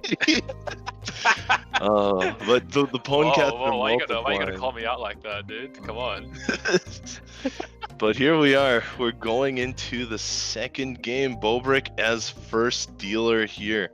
Already has 6, 7, 8 mon. On the right, Wave has almost an even better hand. We haven't seen any Dora yet, though. Across, Heine Rune. Still playing Momo. No completed melds. Could be a bit hard. And on the left, Light Pink Yoshi almost has that 4, 5, 6 pin, double pure sequence. So this, no one's really too far ahead. There's a Dora, but Wave discards it immediately. Yeah, so I think something fairly nifty about this was that only Heine Rune actually has a nice acceptance of the Dora. The Dora being so awkward. Bobrick can accept the Dora, but oh man, look at the Dora. 7-9 pin. Oh, that just feels bad to look at, if you know what I mean. Yeah. The indicator is the tile you're waiting on. You already know one of your tiles are missing. Exactly. So that's just like a yeah, you could draw Dora and be okay with it, but not really. And then Light Pink Yoshi and Wave both can't really use it at all, and as we saw from there, Wave just got rid of it as soon as he drew it. Right. So Yoshi making a call, going for the fast east. Will probably not find any more Han there. Obviously, the double pure sequence does not count if you have an open hand. And as you predicted, Ryun drawing the Dora and able to use it. The rest of his hand also filling out as well. Maybe we'll swap the 7 for the 4 here. Taking a think. Maybe considering it Maybe dangerous. electing to keep the 7. Yeah, 1 in danger, as you've correctly stated. But also if they draw like an 8, they could go for like pure double sequence in 7, 8, 9. That's right. They are not open. So it is valid for them. And that would also be another Dora. That would be a monstrous hand. And I am almost afraid to say too much because last time we were here, every time we said something, it just kind of happened. Wait, should we be saying things that, like Pink Yoshi on the Blessed Sanso way? Oh, The Blessed Sanso! Blessed Riso. Yes! Not worth too much, but there it is. That is setting the tone. That is, look, it flow is real, and Sanso is how you collect the flow. It isn't a perfect triangle of collection, right? That's right. Sanso being the 3-so, for those of you who don't know. Alright, here we have Wave. He's got a number of good shapes, but no completed melds yet. Ryun on the right with a number of pairs, a lot of Tanyo tiles, but that Dora sitting as a terminal. Across we have Light Pink Yoshi, who's got 3, 4, 5 mon and a pair of south, so a good start for a Pinfu hand. And on the left, Bobrick looking like a very strong hand. Possible to use the White Dragons to call for speed, has a Dora already set up, and indeed goes for the speed. So not too valuable anymore, because it is open, but extremely quick. It's very, very likely that Bobrick's hand is just going to blow everyone's out of the water. I say that Wave draws a 4-mon. Yeah, Wave looking to have a nice all simples here, a nice Tanyao. Has got the pair of 3-pin and the pair of 4-so, so probably not Pinfu, but you know, when you call Riichi, you can find Uradora, you can find Ipats. Oh, Bobrick! Yeah, Electing Bobrick? not to take their Tenpai on the 6-9 mon, but instead chooses to cut the 7-mon and maybe greed for something like a Honitsu, or even just the Nobeitan 1, 2, 3, 1, 4 way to try and get an extra Dora. Probably thinking their hand can't be that cheap. Bobrick definitely already seeing elements of positional play here. Bobrick being in 4th needs a lot of points. Even 2 first places might not be enough. So Bobrick probably thinking that he needs large first places. So he's gonna shoot for the moon. We said he got prompted with an interesting one, and that he had isolated green and red dragons. So there was a far off dream of little dragons. That's right. Calls though does not go for the half flush. So back to a 2-han, but possibly 3. I guess this is sort of sitting on the fence. Could get the Dora to increase their hand by double value. That'd be 3. Would Bobrick consider actually being even more aggressive for that value and skipping the 4 win? Sounds a bit, extreme, I think Furiten might be a little extreme, but maybe skip another player's 4 pin. Yeah. So skip a win on another player. Maybe not like skip a win on a self draw, but skip on another player. But we do see that Wave does get their 7 pin, and it gets their all simples only for 500 points from each player. That's right. It's a lot harder to skip wins when you draw the tile yourself because it puts you into Furiten, and it cannot be understated how hard it is to win in Furiten. And here we are, East 2, 1 repeat, Wave already with 1, 2, 3 mon, and a bunch of actually somewhat poor shapes, but shapes nonetheless. Ryun on the right with triple 5, so a really good shape around there, and a number of other pairs. We'll see what he gets.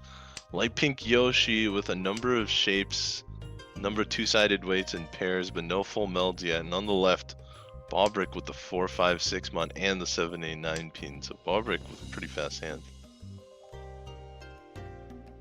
We see Heinryu emoting with the fighting emote. Yep, Ryun definitely a fan of using the emotes in this game. Ryun also a fan of killing other people's big hands. So, I wonder which one's more important in the big string of things. Oh, surely the emote game. A second Dora for Wave here. A second Dora for Wave. That's a really good, because that is his pair. And he was eating one. There's could maybe go 7, 8, 9 mixed triples Sanshoku, but I don't see the reason for that. Losing a Dora. Seems hard. Like, it seems hard to get it and use the Dora at the same time. So yeah, as you said. On the right, Ryun now filling up a lot of Sozu tiles. Just has very good shapes overall. We'll see if he goes for Tanyao and cuts the 1 so, or just takes the fastest route to Tenpai. Bobrick cutting the 1, 2 mon on the edge. Wave's still looking for more tiles to use these Dora.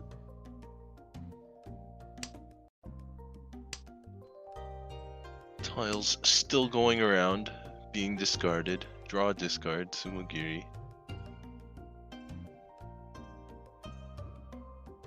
Bobrick here. Thinking a lot about the 8, because while the 8 isn't the Dora, it is close to the Dora, and being this far, it can be dangerous to throw tiles near the Dora, and as rewarded, Bobrick draws the Dora. Perhaps from Bobrick's perspective, it's less about danger and more about wanting to be able to use a Dora if they drew it. That's true. They haven't seen any, so maybe they're in the wall. They could be in other players' hands, but they also could be in the wall. She from Yoshi here. Going for that 1, 2, 3 mixed triple sequences, and the one. Right. However, they will end up in an awkward position if they draw a 4 bamboo. Yeah, Ryun on the right here, also 1 away. If they get the 4 that Bobrick just drew. Oh, that is actually the last 4, so they're not going to be able to draw it, because the 4 would be their ideal weight. 4 so, but no longer possible to draw for Ryun. Might wait on it, like at the end, or may look for 4, 5, 6 mixed triples. Does not call that 6 though. It's not willing to go open for it. Well, it would be wait. It would be pretty difficult, but Yeah, you'd have to sort of be temporarily. Pwn from Wave here. Looks like Wave is probably locking in a no Yaku Tenpai. So Wave looking to get the dealer repeat, and there it is. Oh. However, that's the wrong side. Could have picked the 3 mon, but sometimes you just guess wrong. And Yoshi's 1, 2, 3 mixed triple sequence. A small hand, but an impactful one, passing the dealership. I mean, Yoshi just wants to get out of here as soon as possible. Getting a first place would be a cherry on top. Ryun starting this handoff, draws the 3rd one, so that is big. On the right, Yoshi here has got the 2, 3, 4, so is also working towards decent Tanyao. Across, Bobrick got a number of 2-sided weights, but no full melds. And on the left, Wave with a Dora already inside a meld, and another 2-sided weight and 2 pairs. This could be interesting. Nobody's too fast, but they all have a chance. I think that's the spiciest part is everyone is similar speeds. Yes. So like, in the broader scheme of things, it seems like two people at least are going to collide, and that they probably get to Tenpai around the same time. Yeah, this is one of those situations where you could see a four-way Tenpai. And all the abortive draws are off, if I'm remembering correctly. So, if we see a four-way Riichi here, that would be insane. Bobrick, I mean, you can't have a final series without 4 Riichis and seeing whose luck is stronger. Bobrick with a really good 7-pin draw now has to decide how to progress the hand. My guess would be the 2 or the 8-pin, and yes, indeed, the 2-pin comes out. Wave, not so much of a decision, just draws and discards. Ryun advancing here with a decent draw. Light Pink Yoshi. A tough decision here. That's another pair. Yep, cuts out of the full meld. Does that cut out of the full mount? I believe that slightly reduces their tiles to Tenpai, but means that they're not necessarily stuck with what is known as an I can't say it in English, ariamen, like a two-sided way that is slightly consumed, because you can see that 6, 7, 8, 8 shape. While still being a two-sided weight, half of it is a quarter of it is consumed by themselves. But that's right. By leaving the option of being able to draw a 5, being able to say draw another 6 in this scenario, they at least give themselves a way out of that ariamen shape to a nice 3-sided shape, perhaps. Yeah, and Wave with a good draw here, getting the 3-pin. Cutting the 3 safe this time. Wave looks to be 1 away, but a very specific 1 away if I'm looking. And Ryun breaks the pair here. They do have another pair. Light Pink Yoshi following suit, breaking that 8 pair. No call made there because Ryun doesn't really have a Yaku. Finishes Bray, finishes dropping that pair.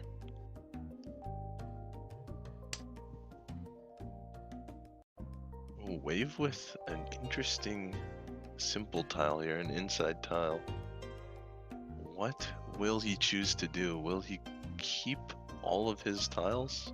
Or will he choose to play a safer tile? Nope, just discards. Playing the offense we need to see. If you want to take this tournament, that's a very nice tile. That's a triple Formon, and then now cuts the outside tile. Ooh, an interesting 6 bamboo pickup. Yeah. Decision here. Could lock the pair in Manzu, or could just throw this back. Does lock the pair. Wave. That's right, sacrificing the hand to go into Tenpai. Sacrificing the value to go into Tenpai. We can see that Light Pink Yoshi has gone into Tenpai, waiting for the 5-8 bamboo. Free 10, but Pinfu, if they can sumo it. So for Pinfu sumo, if they can get themselves. Also closed, like silent Tenpai, Damaten, did not Riichi. Maybe the Free 10 was too scary. Also, I'm sure seeing 3 8-sos in the discards. Oh, what an interesting Yaku. So Ryun is on a 5 mount, 5 bamboo weight. However, they have to sumo it because their only Yaku is Thananko. Yep, 3 concealed triplets, and you can't have that 3rd concealed triplet if it comes from someone else. Exactly. So, man, I've only heard about this in the legends, but I haven't actually. Whoa, and they immediately skipped the Khan. Even as dealer and Tenpai does not take it. I guess Ryun is in second by a very small margin, so they don't need to score too many points, but it's very tempting. I guess half their weight is dead. You can see the 2 5-man in the discard, so they must figure with only 2 shots, it's possible other players have a much better chance of winning. So I think Yoshi here holding on the 1-man and does decide to pass it through and will be rewarded by being able to avoid paying out the Tenpai. But right. Yeah, that's a nice yuck. I had fun with that. San Anko or 3 concealed triplets only Does that even count as Atozuke? I don't think that's quite what they mean. Anyway, this hand, Hainyryun already has a 1-2-3 so and can possibly make pure double sequences.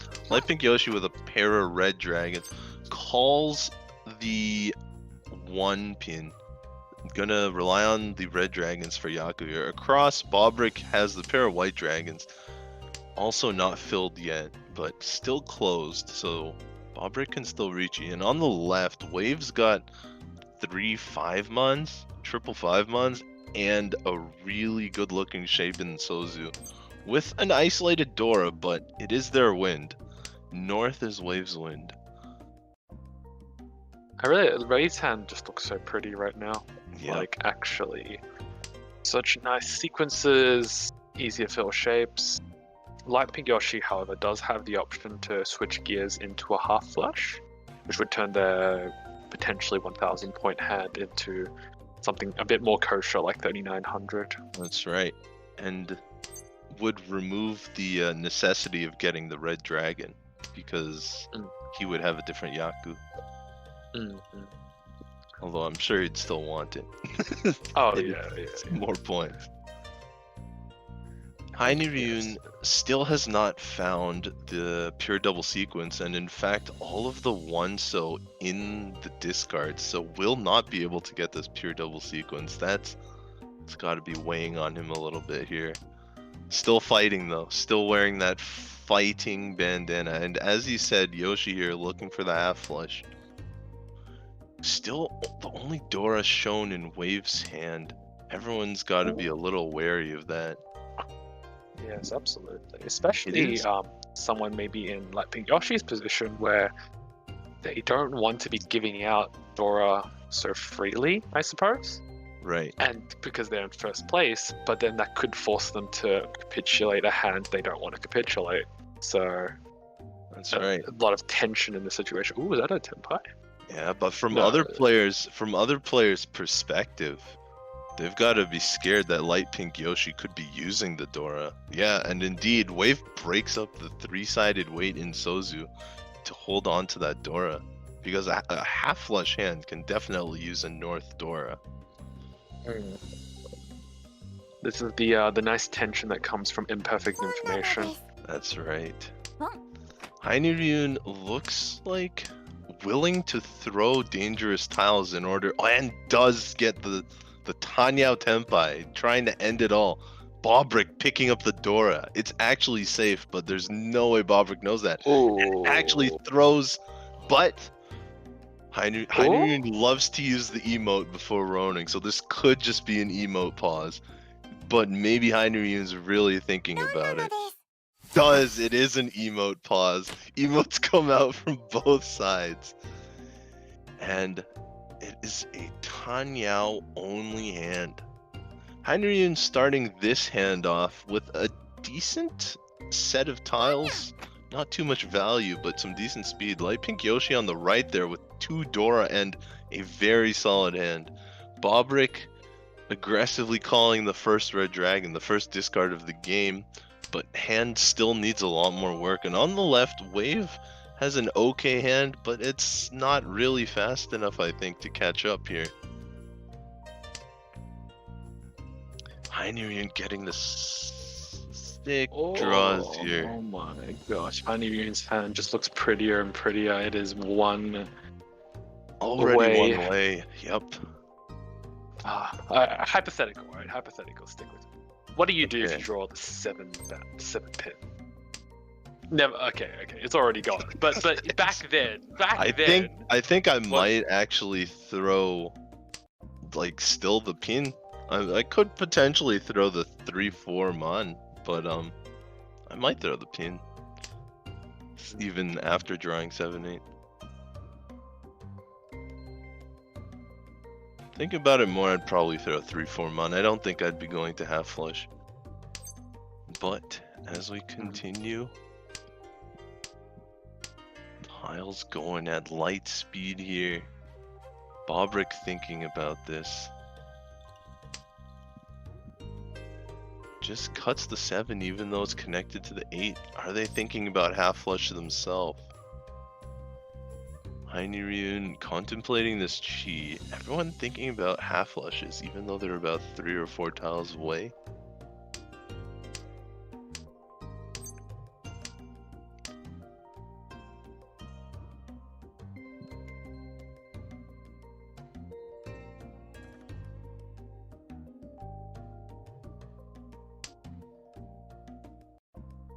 Tiles are flying.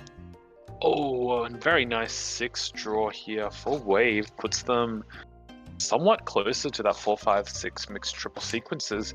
With the Dora would be, already a very quick Mangan hand. Oh. Yeah. You can see. Oh, there's Yoshi getting a good draw, but you can see Ryun has 7 draw discard tiles, 7 Sumogiris, and in fact, Wave beats him to Tempai. And now Ryun. Unfortunately, Wave did not. Sorry. You go first. Yeah, Wave has an okay 4-7. If he had been Tempai just a few turns earlier, could have roamed Bobrick. Yeah, unfortunately for Wave, they did not pick up the 5 pin, and so they weren't able to Tempai for that mixed triple sequences. But, I mean, Reach Pinfu Dora 1 is nothing to complain about, especially if you can sumo and hit Ura. That's already a Mangan, and that starts setting the pace for you to salty run back to first place. That's right. Ryun taking a safer route here. Oh, and that is a deal-in tile. Holding on to it. But I don't know if Ryun will even be able to hold on to Tempai. Might just end up folding here. And it looks like that's what's going to happen.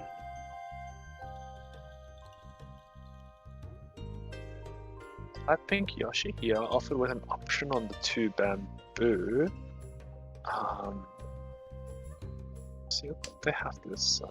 Two sides got the 5 mon, so they seem to be fully out of this hand, not wanting to deal with it.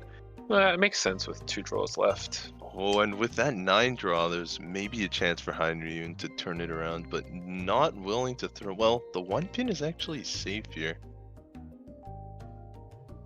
But just goes ahead and discards the 9 mon.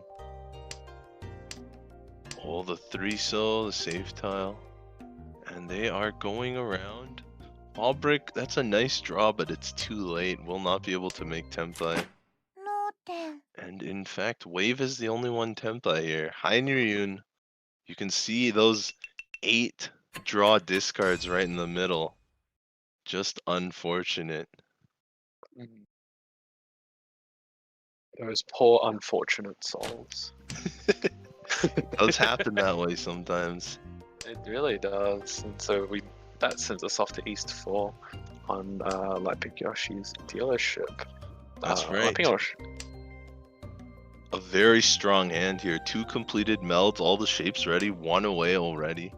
Bobrick on the right, also looking to catch up, but their pair is also the White Dragon Yakuai, so calling that will not actually move them closer to Tempai. Wave across. Got a couple pairs and a little bit of a Dora, may be able to use it. On the left, Ryun. He's got a 1, 2, 3, 4, 5 in Sozu and some decent 2-sided shapes. We'll see what happens.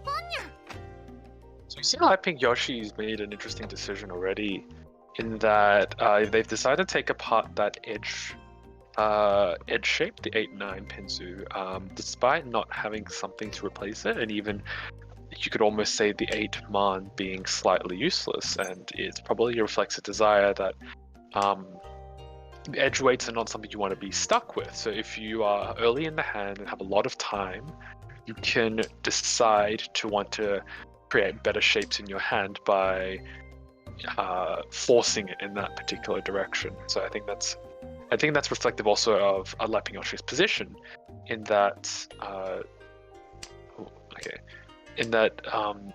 when you're in the lead, you rarely want to put your neck out there unless you feel like you're going to win the hand, and you only really feel like you're going to win the hand if you have very nice weights. Right, and Bobrick either looking for a pair here or to call that 3 mon to finish his 1, 2, 3 mixed triple sequence. You can see 3 of the 3-mon in Light Pink Yoshi's hand, and the last one in High Niryun's hand. Going for that half outside. Oh wait, no, sorry. Half outside White Dragon mixed triple sequences hand. However, as you said, it's not going to get there. And Wave Riichi. Yep. Wave must know. Wave can see 3 of the 8-mon, so Wave must know this is a single tile weight. Not only is it like a single type, only the 8-mon, but it's literally a single tile. There's only 1 left. Maybe it's a scare tactic.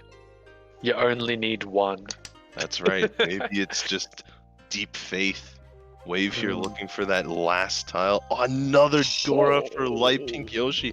That is not Tenpai though. We'll have to still do some more finagling of this hand. And that could be That's right. They do decide to cut the fairly dangerous tile of the 2 bamboo, meaning that they are fighting with this hand. That's right. Oh, and there goes the last 8-mon. So Wave's hand is dead, unfortunately, and it may run into the tsunami of Light Pink Yoshi right now. Unless High Niryun chooses to discard it. Unless High Niryun can be convinced. But seeing that it's attaching Dora to his hand, I highly doubt it. Bobrick has a tough decision here. To push the hand or to let pushing it. Light Pink Yoshi, another tough decision as well. Okay, so they take a slight... Yeah, that's true. Yeah. Slightly out-root, but not incredibly so, and one could even argue a bit more aggressive if they're going for this 3 concealed triplets. Dora. Yep, possibly could get the 3rd Dora. Although, I don't think that will happen. Oh, will Bobrick... Yes, Bobrick switches the weight there in order to throw a safe tile. That one has passed, so not too hard of a decision there for Yoshi. Bobrick's got the 4-mon here. Bobrick has a lot of safe tiles if he wants to fold completely, but not quite willing to, although I believe that 1 so is safe. Yeah. Only 1 tile left, and it looks like we're going to a draw here. 1 player exhaust. Yeah, Wave will rake in 500 points from each player. And I think I really like this scenario in that, look at how thin the point margins are. Everyone's no further than 5,500 points from each other, and that's just if we include Bobrick. Right. If we're just considering the top 3 places, they are all within 500 points of each other, making winning this hand vital. Like, this hand has 2 sticks in the middle. That's such a humongous point gain to be had, and so I presume at least we're going to see some competition and probably even some pushing of Riichi's. Just because Riichi will throw another stick into the pile. And Bobrick here has just the hand to do it. Opened up with a monster. 5 pairs, all Tanyao. They're connected, doesn't even have to go for 7 pairs. That's that 3, 4, 5, so twice for the pure double sequence. On the right, Wave has an interesting hand with a lot of Tanyao tiles. Has that Dora there that's a little close to the 5-mon, 5, 7-mon. High Niryun also looking to put a hand together here. Has already got a completed meld and a lot of good shapes. On the left, Light Pink Yoshi still fumbling to put a hand together, but can call the green dragons for speed. And Bobrick got the 3rd 2-pin, so 1 away now for a very strong hand with all kinds of possible weights. High Niryun drew a good tile there. Light Pink Yoshi does call. Wanting to blow this hand out of the water and get those 2 sticks. Not wanting the thin point margin to be an issue, I suppose, and so that's why they're calling down their hands to Oblivion. Bobrick not calling for Tempai there. Bobrick recognizes the large value in his hand and is trying to get it closed. Knows that he cannot get pure double sequence open. Oh, And is rewarded. Oh, interesting. Will Bobrick take their 3-sided Tempai, or will they try to go for something larger? Let's see. Also, will Bobrick reach this? Or will he try and sneak it by with the closed Tempai, the Damaten? Oh, they're running out of time. I hope they don't.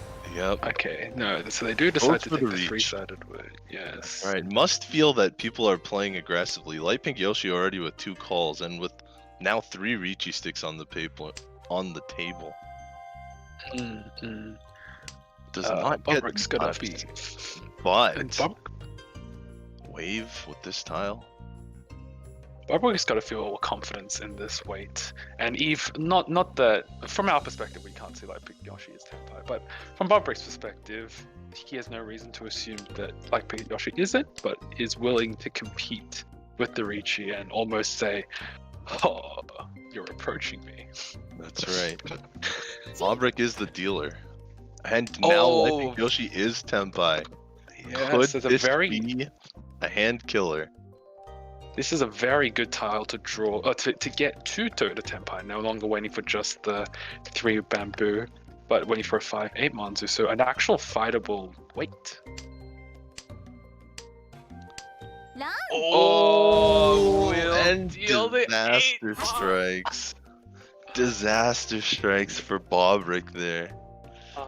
Oh no. Oh no, does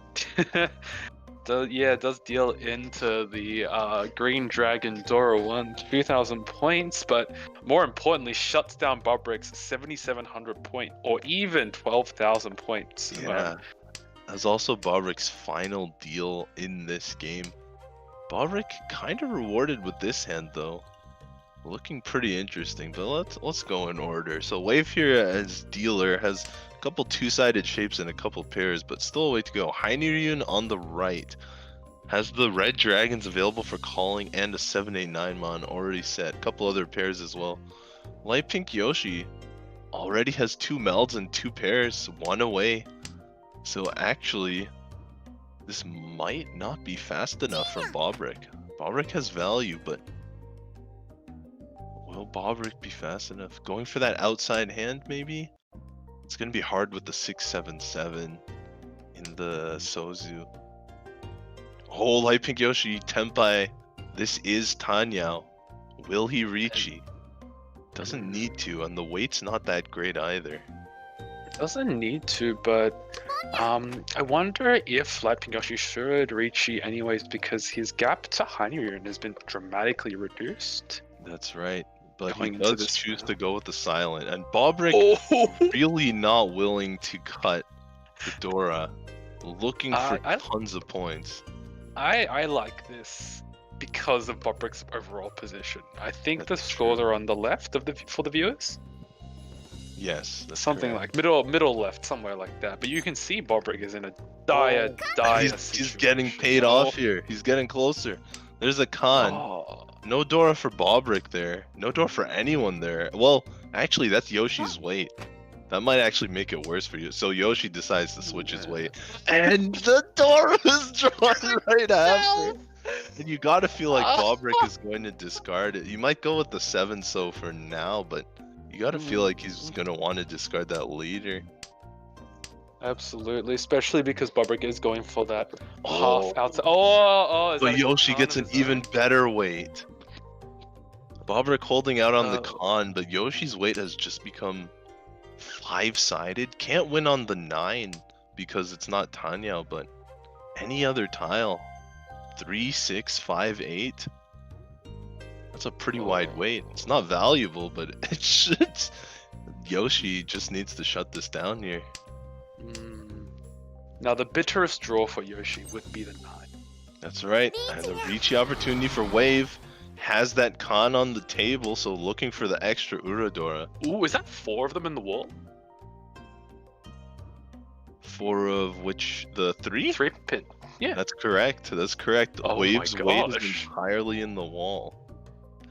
Now, Oh, Bobrick has to think really hard about this. It is safe against Yoshi, but not against the dealer. Goes with it anyway. 5 comes out. Yoshi does not take it. Oh, Whoa. Yoshi is Furiten. Yoshi's Furiten! Look at the Oh, I 9 he just noticed. discarded earlier. Yeah. So Yoshi's Furiten actually Yeah. messing with his And a ability to Riichi win. from Hainyryun. Oh! Tenpai for Bobrick! Possible Rinshan Kaiho. Will he make the con even though 2 players are in Riichi, or is he going to sit and wait? Surely he needs the extra draw. No, He's he decides sitting to on take it. the card.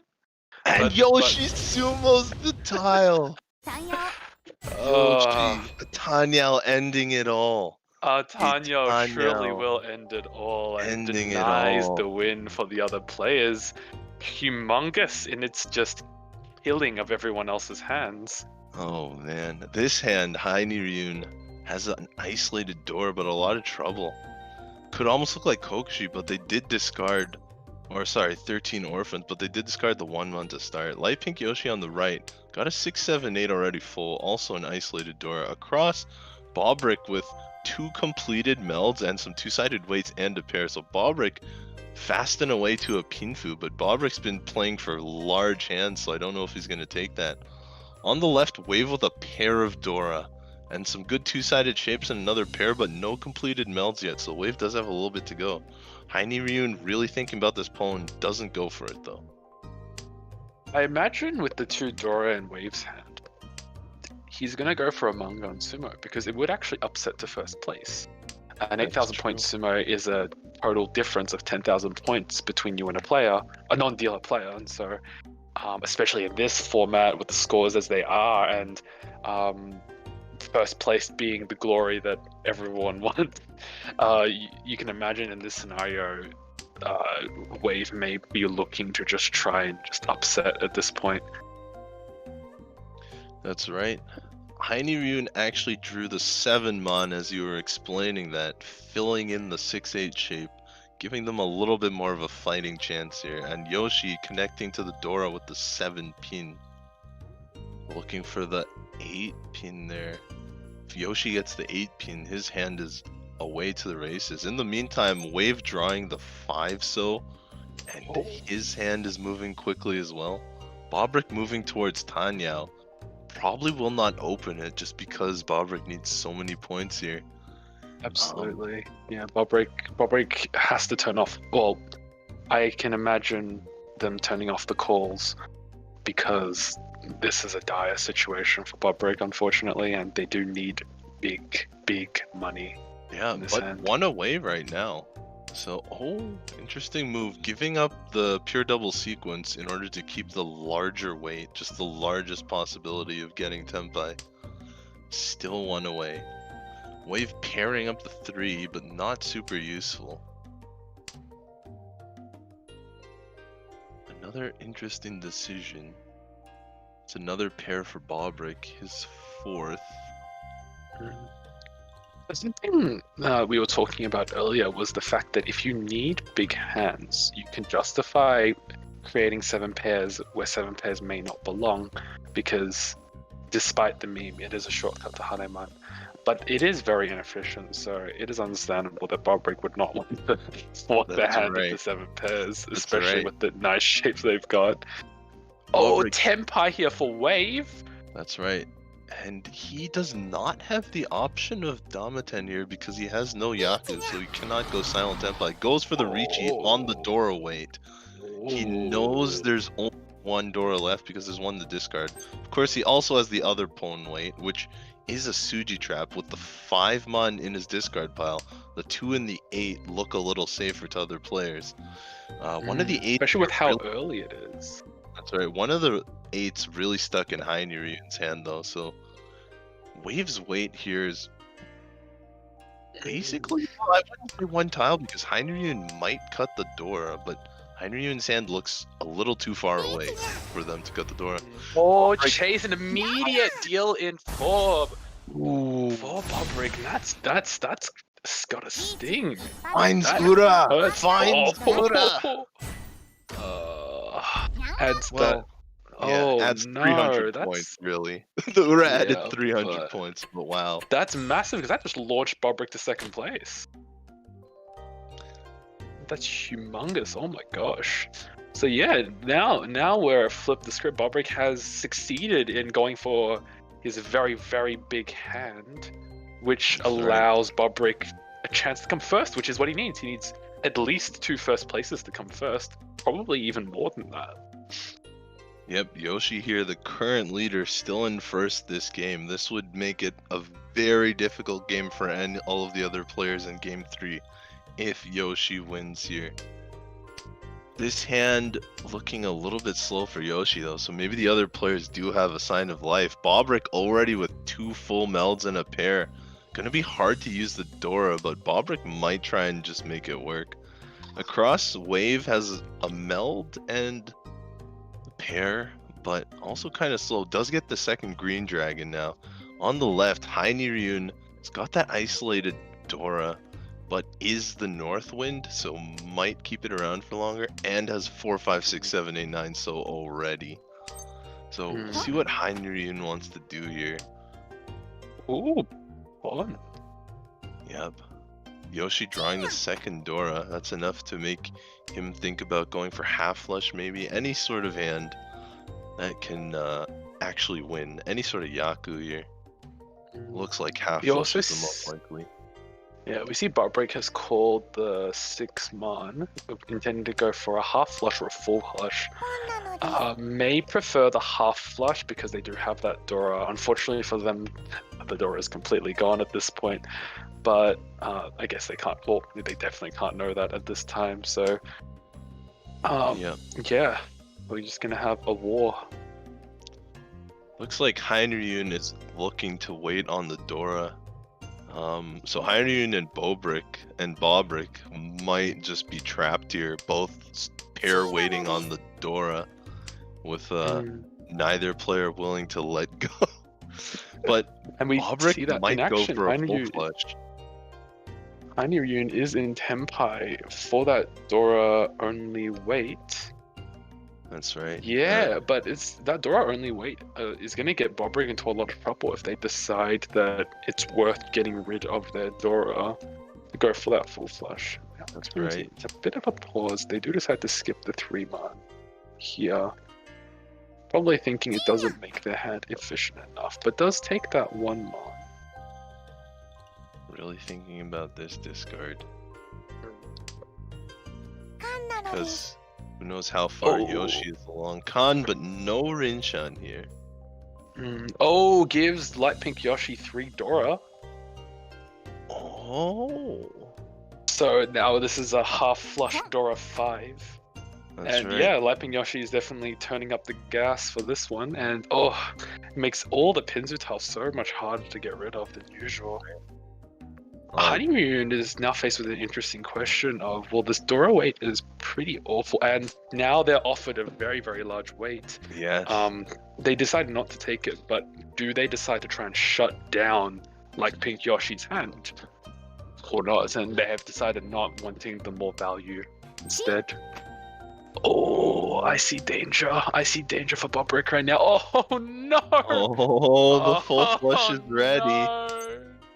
Ooh. Oh, disaster. Ooh. And the emote yes, comes disaster. out.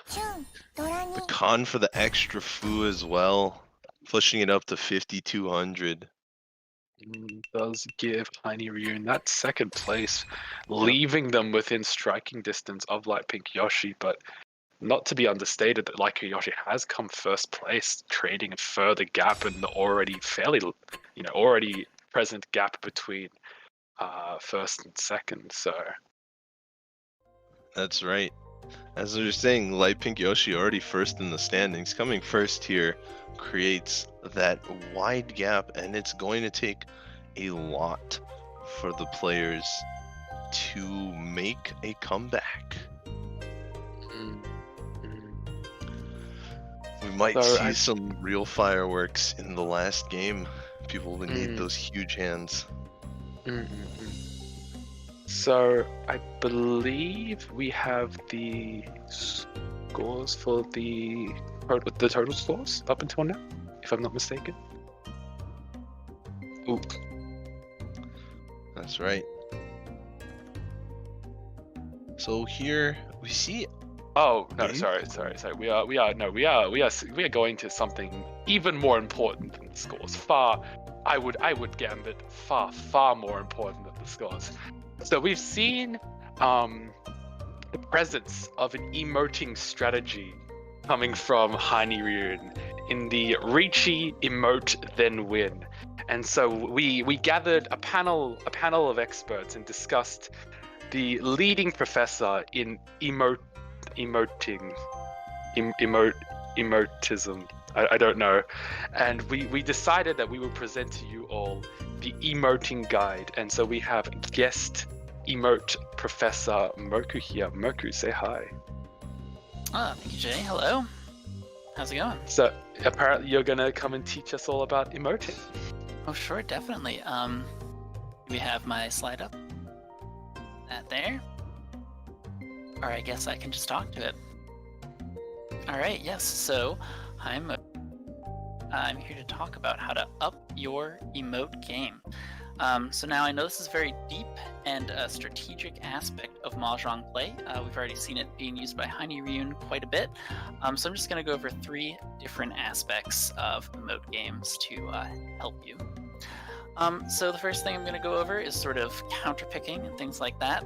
So in this example I'm going to give you, you have Yui with the FBI emote. So perhaps someone discards Dora and you go in for your FBI emote, but then Nata comes in with their own FBI emote, maybe even wins off of that and sort of eclipses your emote. So you really want to pay attention to what other types of emotes people could be using.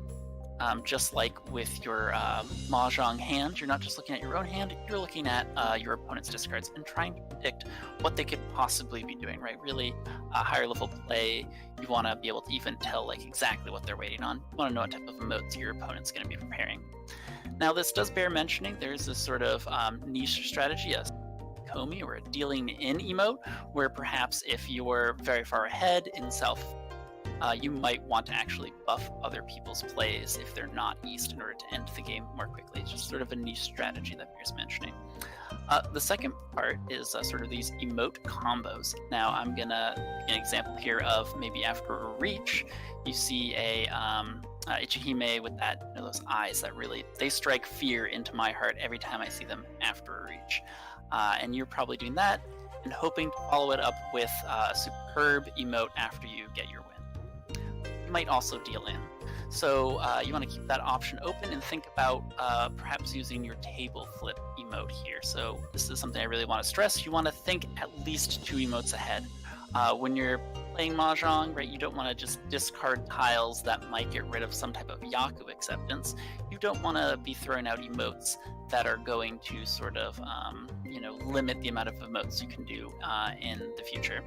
This also bears mentioning that, calls and things like that are also really important to think about when you're going ahead. So like with Heine Ryun, right, you can use that emote to kind of make your win a little bit more strong, sort of, strike fear into the hearts of your opponents. So the last aspect I'm going to go over here right now is preemptive emote idea. This is a positional play type of emote.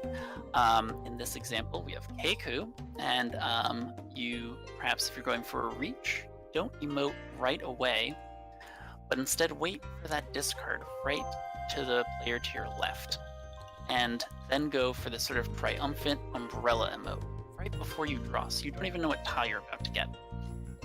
And if you draw that tile, your opponents are going to think that you're psychic, that you're just terrified of your very strong emote game here, but it does have a very strong chance of backfiring, so that's why you might want to wait, maybe if you're in last place in the South. But again, you'd be able to follow it up with that, I've got all the point sticks, you just get that like Riichi Patsumo or something into your next round, and people will just be terrified. So big payoffs, but very big risks.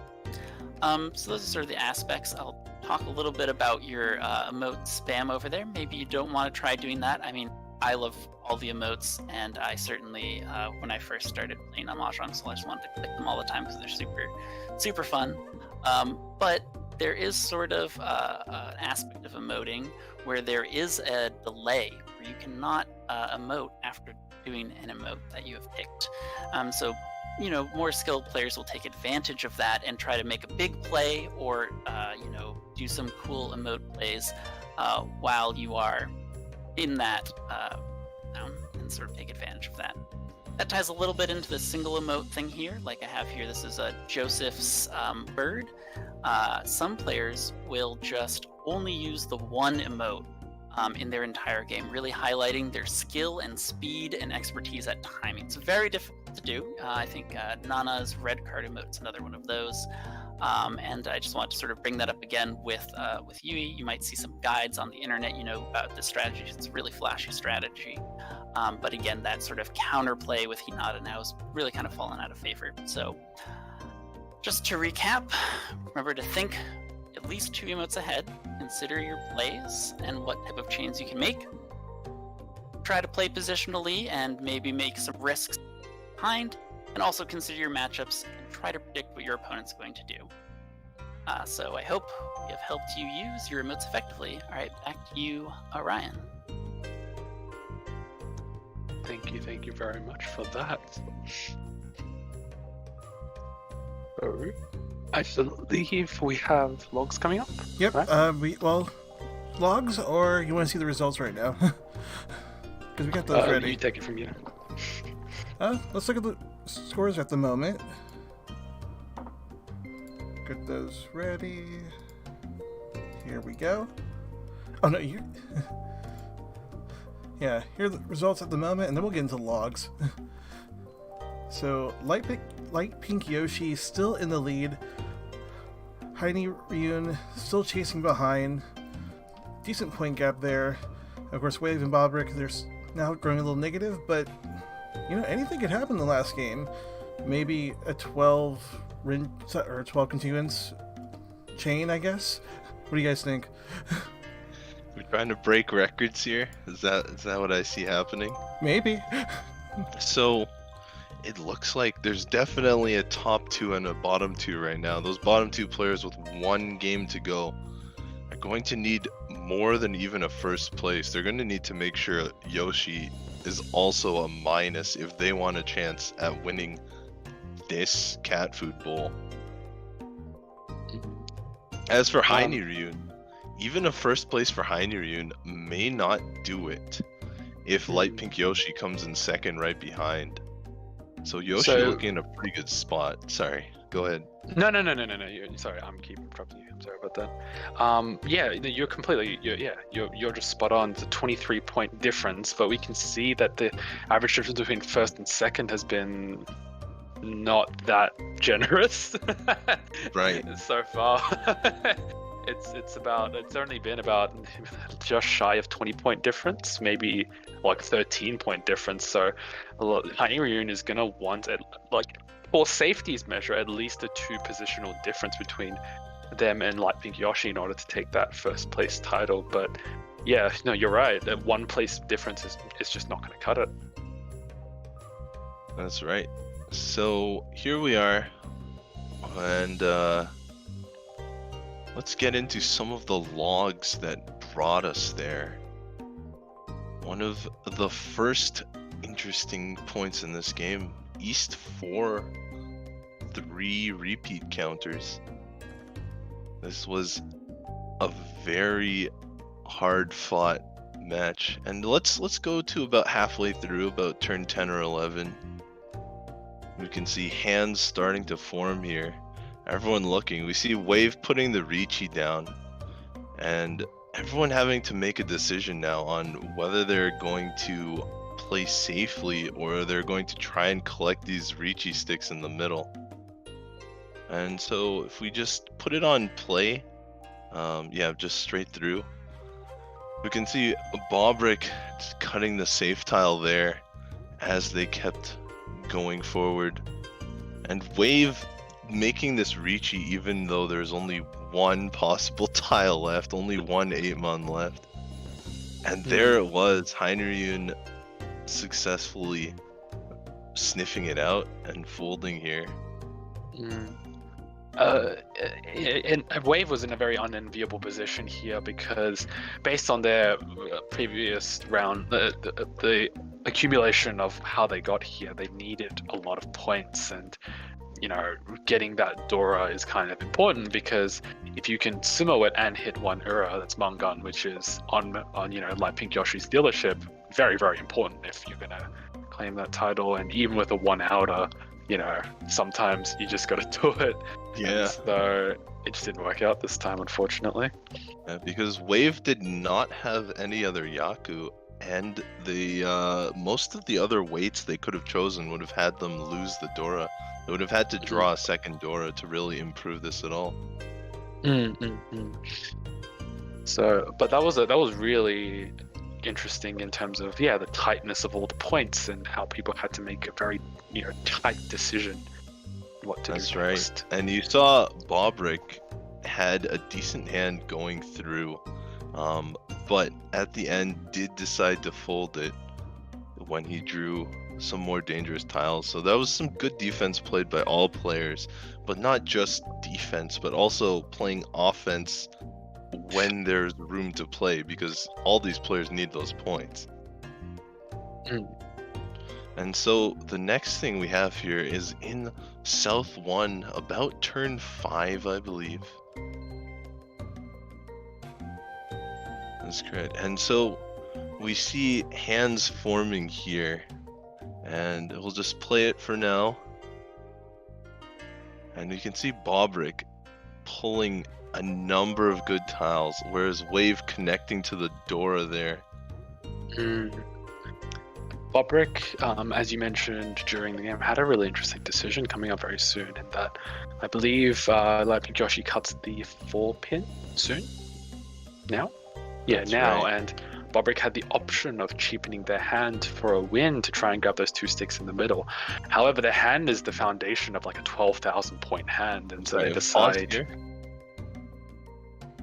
Oh, pause. Yeah, sorry. Go back about 3 turns.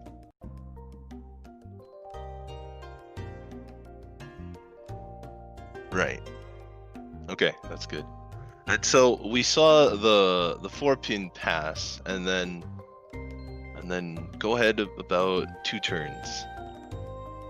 Right, up to the Riichi position. Yeah, when Bobrick decides to reach or not. And then pause here. Okay, and we see Bobrick had a number of weights to choose for, and could also choose to have gone with the closed hand here, the closed tempai, the Damaten. But when you see all the possible weights, so Bobrick could have went for a 3-6 so weight, could have gone for the weight that he did choose, the 4-6-7 pin here. And you can see the 4-7 just came out from Light Pink Yoshi, so it's unlikely that Light Pink Yoshi will be needing those tiles. If he draws it again, he might just give it to Bobrick right away. Especially after calling twice, Bobrick could be thinking Light Pink Yoshi is in a half flush situation here and doesn't need any of those Pinzu tiles. So overall, this weight, not only is it a wider shape, but it's also in a suit that seems less what they call valuable. It's less likely to be in other players' hands hoarded away.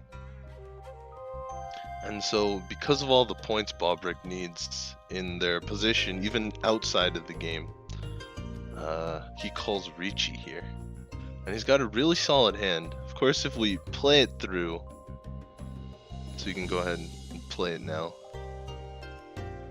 Light Pink Yoshi makes a very interesting maneuver here. And Wave here able to sniff out and fold. There's Light Pink Yoshi going ahead. And does take them. That's right. Gets the 3 so. So What we're seeing here is that despite Light Pink Yoshi's overall first place, this is one of those very ironic positions in Mahjong where the best defense is oddly enough to push in, mainly because you are down to so few tiles, you may deal in anyways. By defending. Like you may, if you just try to defend with 6 tiles, you may just deal in anyways. So oddly enough, you get into these very odd positions where the best way to not deal in is to win before you draw the deal in tile, and so that's an example of that. Yep, sometimes winning a cheap hand is the best defense. A Tanyao can end it all. In this case, it was a Green Dragon Dora 1, but the idea is similar. And then Light Pink Yoshi, you're collecting the Riichi sticks. And this was a big turning point in the match. This was quite well played. Heine Ryun had the reputation of doing this in yesterday in the top 16 and top 8. But in this game, it's Light Pink Yoshi. And then let's move to the big decision in South 2. Oh, man. So if we just play it here, we can probably skip to about turn 5, actually, I believe. Yep, and then just play it from there. We can see everyone's hands starting to form. Bobrick here cuts a completely finished meld, a complete 5-6-7 in order to swing for many more points.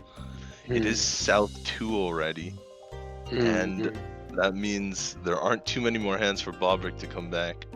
So he knows it, and he goes for more points. Even getting the new Dora here, and Light Pink Yoshi having changed his weight made the room for Bobrick to put down the Dora without dealing in the new Condora. This hand, there was just pressure everywhere. Even Heine Ryun, although eventually he would be out of the running, even his hand was strong. And Wave with the Riichi here, that's gotta scare everyone on the table. But Bobrick knows he needs as much as he can. And that pause here, sorry. So just before Bobrick's decision, we saw the 5-pin come out from Wave and Riichi. He couldn't do anything about it, and Light Pink Yoshi could not win because Light Pink Yoshi was Furiten. It's not in his discard pile right now, but the 9-pin called by Bobrick, that is one of the tiles Yoshi is waiting on, and so Yoshi has to draw it himself. And then we see here Bobrick with the 2 Dora, maybe thinking he's already got a manga, and chooses not to con. And sometimes, you know, you want to look into the wall to see what your Rinchan tile would be. So if we could, are we doing this? If we could open up the wall here. Oh open no! up the wall and see what the Rinchan tile Okay, would. no, it's fine. It wasn't the It's fine. It wasn't the Rinchan. It's okay. It's fine. It It's was fine. not the Rinchan tile in this case. But unfortunately, if we just play it from here, The strength of a 5-sided, or I guess a 3-sided weight here is that, sorry, a 4-sided weight here is that you do often get it, and so Light Pink Yoshi does pick up that 3-pin, which was right. needed, unfortunately, by was it Wave? Wave, yeah, that was Wave's winning tile on his Riichi with the con. So that's another 2 big hands killed by a small hand from Yoshi here. And so that is just another example of sometimes going for a small hand is the best defense if you have a wide weight. And I think we have a quick time to touch on the very big South 3 Apatsu.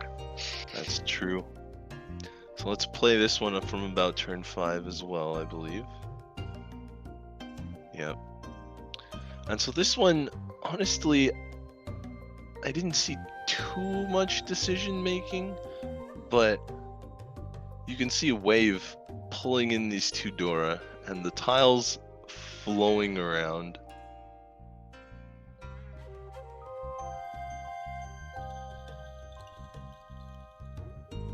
People not really getting improvement tiles here, but eventually And there's the Dora coming out from Light Pink Yoshi. Obviously, Wave not calling because Wave needs a Yaku, but gets into Tenpai here. And Does is want that nice Mahjong Soul. Yeah, looking for that Dora. However, the conflicting and unfortunate point is that Bobrick is in such a desperate situation. They were chasing anything, which is bad for Wave because most people would be unwilling to chase this kind of Riichi. And yeah, but Bobrick too desperate and has to chase. And unfortunately, it does cause a deal in from Wave. That's right. So we've got game 3 coming up here. And game 3, we've got some special casters. I'm going to hand it back to Panda to, we'll say, do the introductions. Thank you, Panda. Thanks, Jay. Few tips. And Ryan.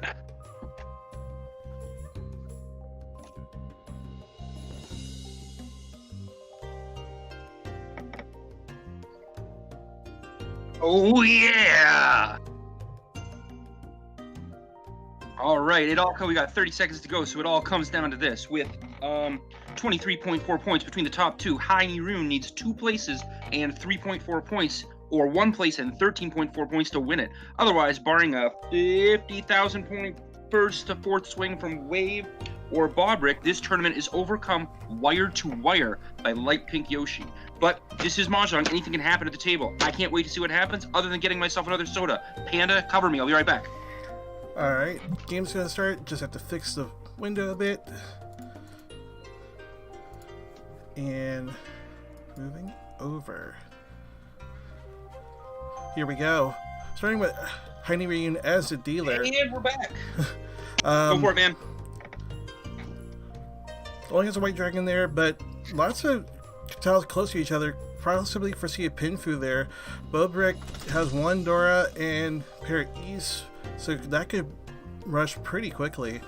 Wave there, 3 good form there. Got a West there, but goes ahead and pitches it. And then Light Pink Yoshi got a bunch of pairs. Could opt for a Toy Dash or maybe 7 pairs.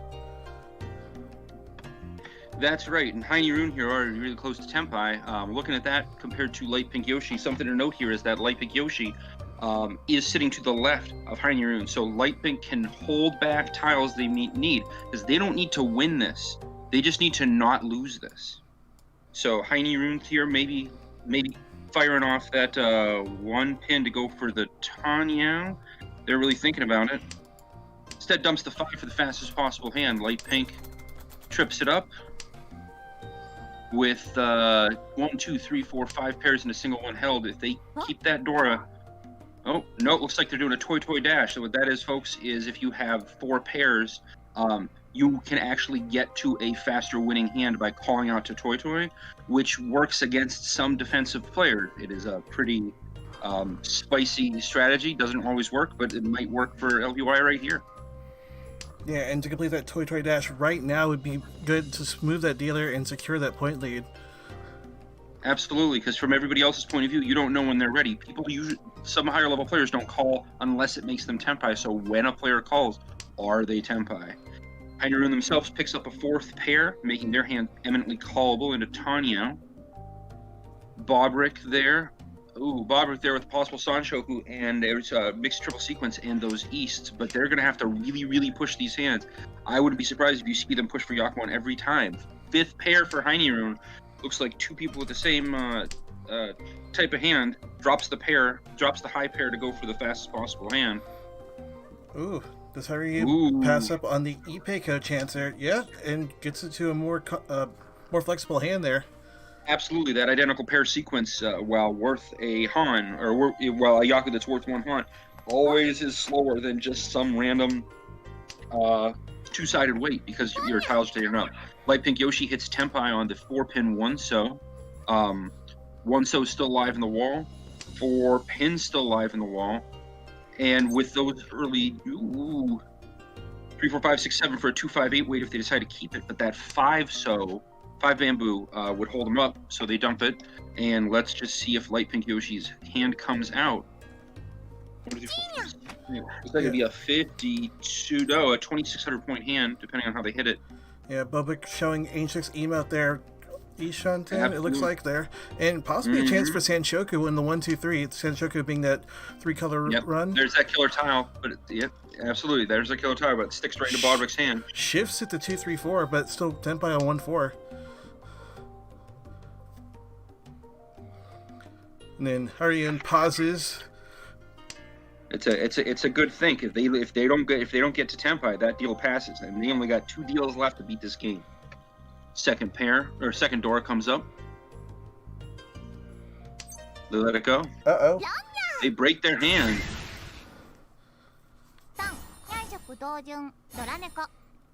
3 fan 30, 3,900 there. Passing that deal, Bobrick looks like they might be going with hands like that. Bobrick looks like they might have their own personal war versus Wave here. Yeah, Bobik last in the standings right now, so now's the time for Bobrick to get that continuance up. Who knows, we might see 12. We had 11 yesterday. Yeah, that's right. Bobrick flipping that table just as they flip those positions there from 4th to 3rd with Wave. Aha! Gets a proto sequence, a 2-sided weight there with that 3-4. Bobrick with a bunch of sticky tiles, possible straight through in the bamboo. Wave on this side has a 6 to a Sanshoku, that's a mixed triple sequence. If they decide to get rid of that, unless they decide to get rid of that 1, might be the reason they're keeping it. Light pink across has callable dragons, and in their position, probably that's all you need. Whereas Heine Rune here, still tied up with light pink, also has a mixed triple sequence with the 6, 7, 8, and possible calls for Tanya. Now, Bobik's position I really like right here. It is a fight for Hanito the half flush here, and being dealer, you might as well push it and push the issue and try to get those points. It's not looking too bad. Yep, even with no Dora, that's still 4,000 points for a dealer. With the Dora there, that's half flush Dora, which is 3 and 40, which is going to be 7k, so 77. So that's 8,000 points almost for the dealer, which depending on who you hit it for is a 16,000 point swing. Mm-hmm. So let's see where they go. There's 1, 2, 3, 4, 5, 6. Almost any middle. Oh no, any middle bamboo tile gets Barbara Tenpai, called or otherwise.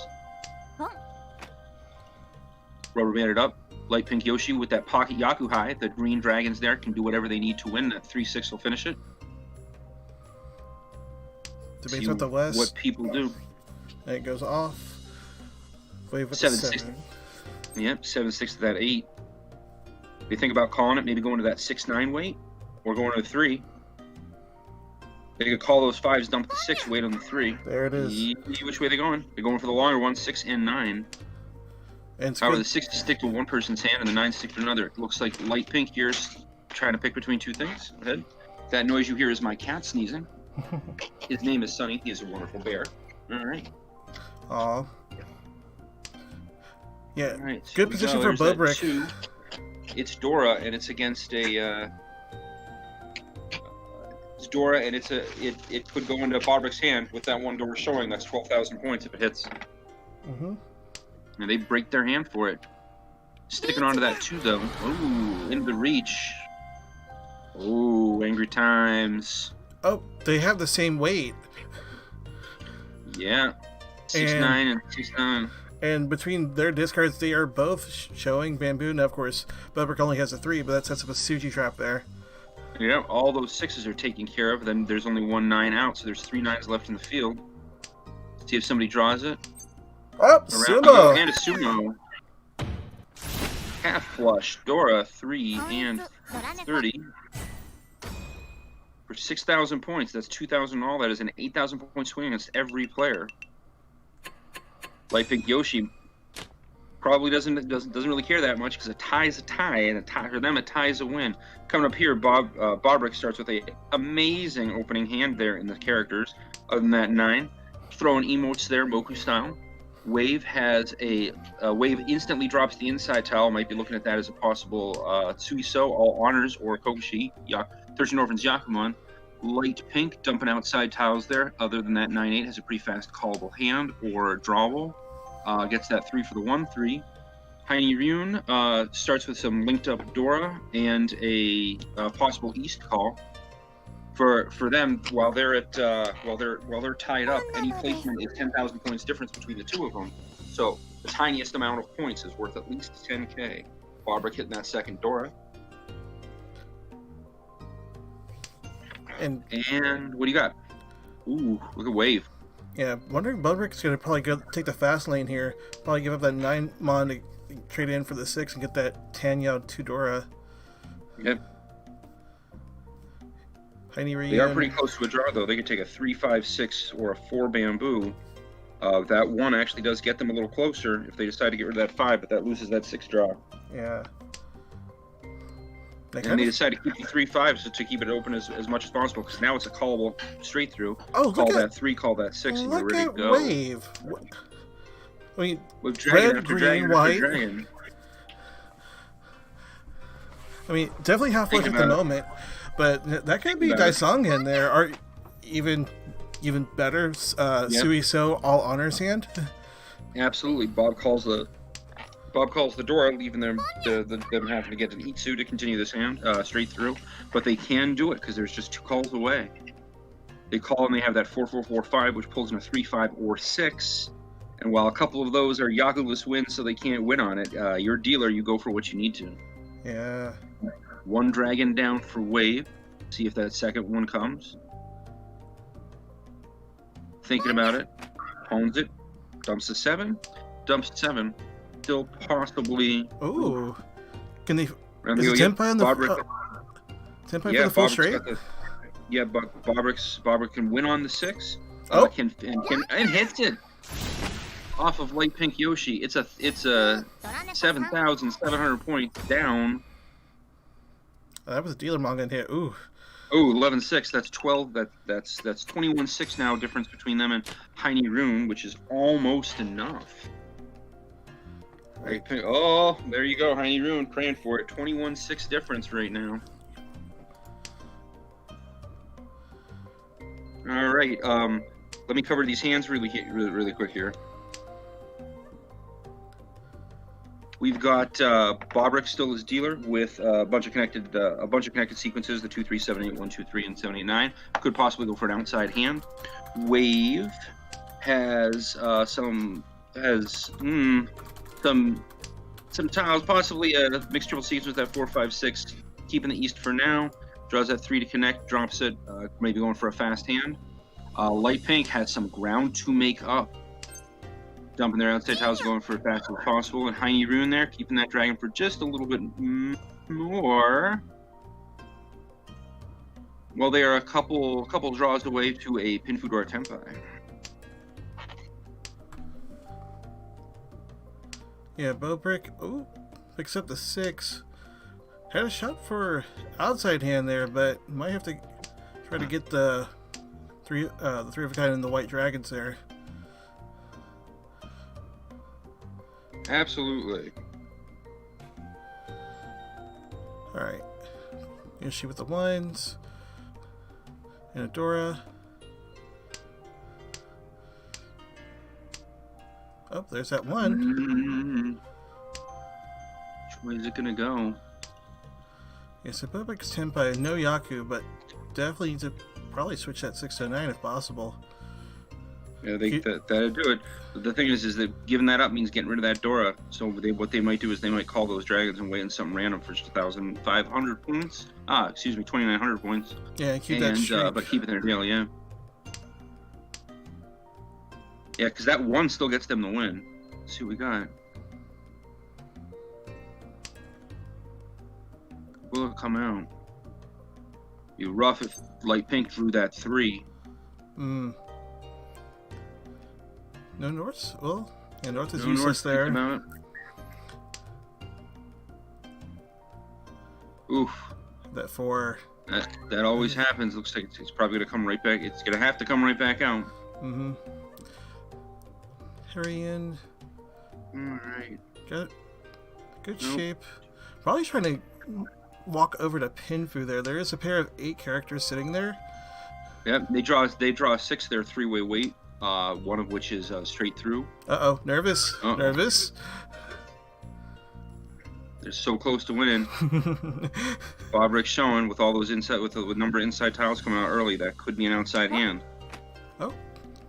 Yeah, Immediate call from Light Pink Yoshi, dumping their outside tiles into their hand. Wow. Sanshoku. Yep. Pandora.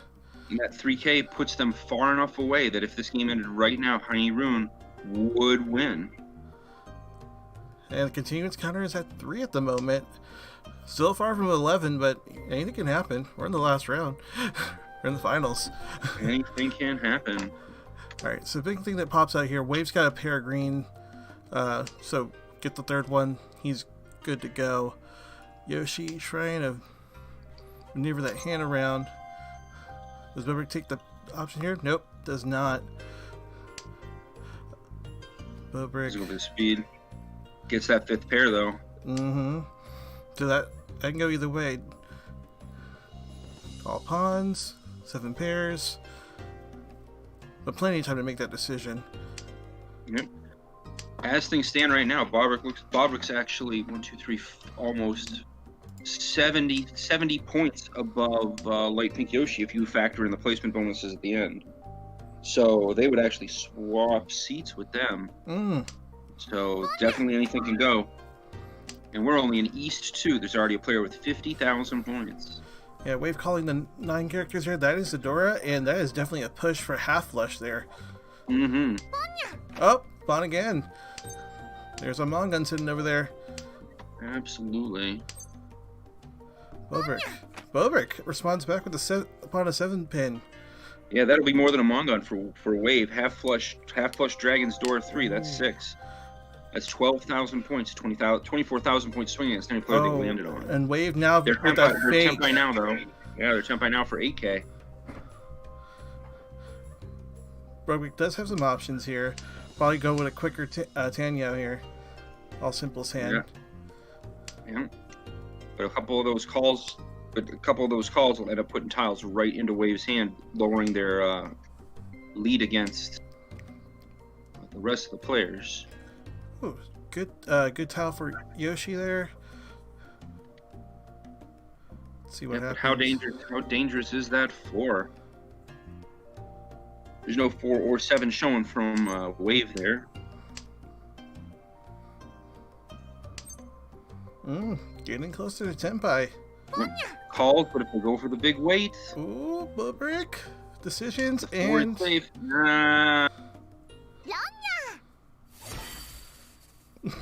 There's an emote. 77. In a flash. But still has a healthy point lead though, so it'll be good to protect. Yep. East 3. Alright. South is Dora. Wave's got a whole bunch. Got one of those Dora, but a whole bunch of waiting on 7 pins there. Light Pink with another quick. Light Pink with a quick call East. They might be able to open more, but there's only 1 East left, and it's in Heiny Rune's hand, who's got other than that 7, 8, 9 tiles all over the place, and Bobrick with Callable Dragons and a possible shift. Yeah. So Bobrick trying to shift that dealer around. Mm-hmm. There is a South that still is in play. No, I mean it is early though. Yep, right now, Light Pink looking for just a couple thousand points to get close enough to Heiny Rune. That door is not going. That door doesn't fit. But get rid of it right now. It goes right into Light Pink Yoshi. Mm-hmm. They can't call it, but they don't know it. They're South. And Harry is fighting still. Oh, that emote game on point. Bobrick very pleasant with that. Still holding on to that door. Every turn you can hold on to a dangerous tile, there's a chance it gets more and more dangerous. Sometimes people let them go right away. Sometimes hold them all the way to the end. See what Wave does. Wave is got the 2 there. Doesn't connect with any of the characters. Goes ahead and pitches it there. And decisions, or just waiting to pass there. Mm-hmm. Well, could call the Chi there and just get done quicker. Yep. Still holds us out though. And then Well, with that south call, there's a couple ways that hand could go where they wait on that south and then hold on to it forever. It could be even worse. 4 goes right in the hand, but that 8-9 is really slowing things up. As is that Dora. Get rid of the 8-9 first and keeping that Dora. Oh, there's a 1. Oh, Bounce so how many pairs another we got? pair. Yep. Just 3 pairs there. Bobrick, decision time. That sticks in there. They stick with that. They stick with the Dora, and they do. Yeah. Here's their each chance. Or 1 away from ready for Bobrick there. Yep. Ooh, and Yoshi now, potential chance for Ipeko, the concealed double run in the dots are 1, 2, and 3. Ooh, can actually try to pair it up. Try to get Pinfu with it. Wave with a 3-6-9 draw. Yeah, Wave's got a 3-6-9 draw to get a straight through tempi for Pinfu straight through. 3, 4, 5, 6, 7, 7. Going looking for a 7, 3, 6, 2, 5, or 8 to hit tempi. Light Pink thinking about that too. It's safe against a couple people. One's down, 4's down. He's out. Round we go. Round we go. Then Yostar out. Uh-oh. The Ipeko draw. Thinking about it. Oh. That door is still burning a hole. Yeah, it looks like they're gonna go for that 6-9 draw up, and then wait on just Dora. Lots of good. waiting on Dora here. Yeah, that'd be good to force the issue here. Just call the reach. Yep. Call the reach, and then hold off everyone and get that continuance bare minimum. Yep. Waiting on Dora, even if you've got nothing else, is an automatic Mongon. You draw it yourself. Reach, close enough to Mongon. Reach, Sumo, Dora. So let's see what happens with it. There's 2 of them out. That means there's 2 of them in the wall. And some of these players can't afford to bail. So it all comes down to this game. And we're almost halfway done with it. Yeah, Bobrick decided on the 5. Oh, there's an 8 there. Even more dangerous. But 7 was safe beforehand, so that's good. So, definitely dodging at the moment. It's alright though. If what we used to call, with full no temp payments, it would be called a 2,000 point hand, where you get 3 but lose 1. In this one, it's a 500 point hand, because they get 500 points from all players, but then lose that 1,000 points they put in. But points is points, and stay in the deal works, as Bobrick would have drawn their winner, but sticks down that door there. 4 is safe. 9, 7. Ooh. Calling back. Yep. Ooh. Keeps that Hote, that final tile draw, away from East. But now they go for the 8, which is Suji safe, and then they go for the easy 4.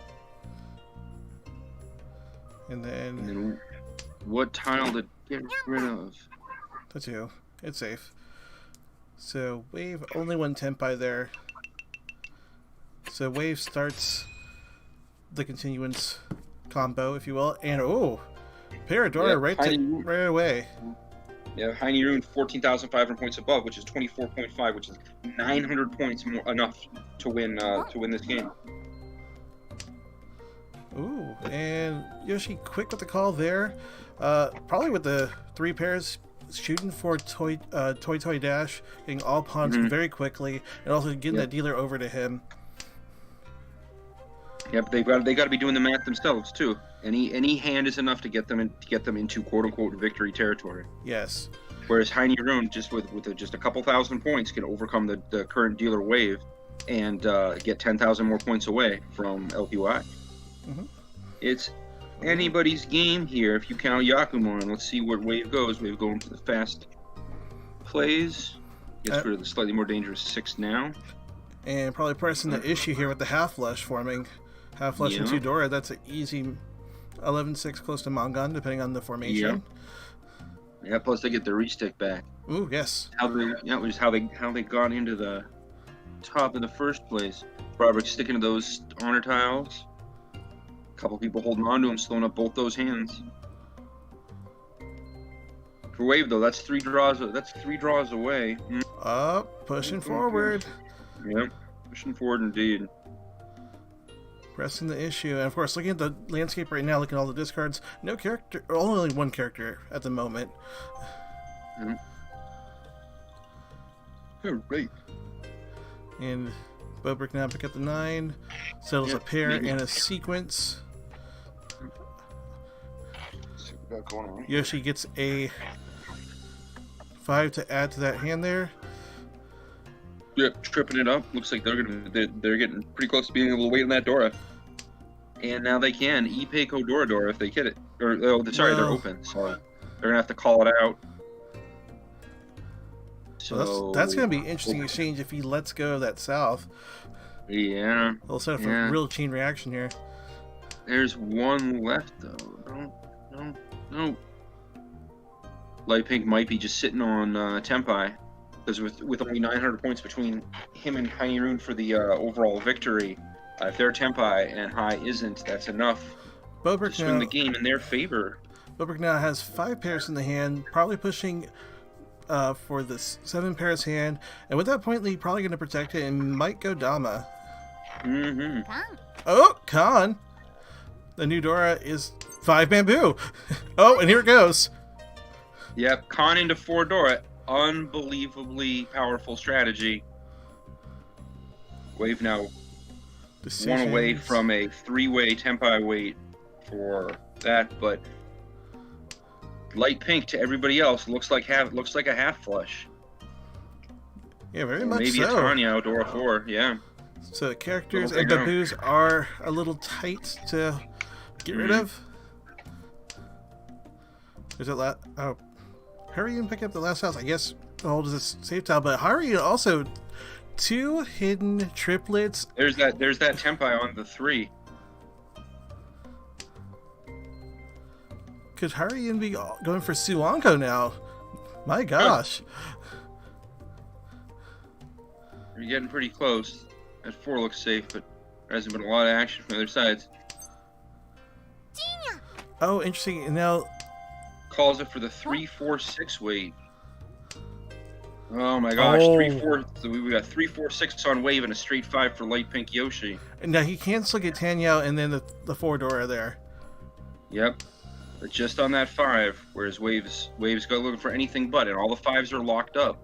But will Hyrule dump theirs?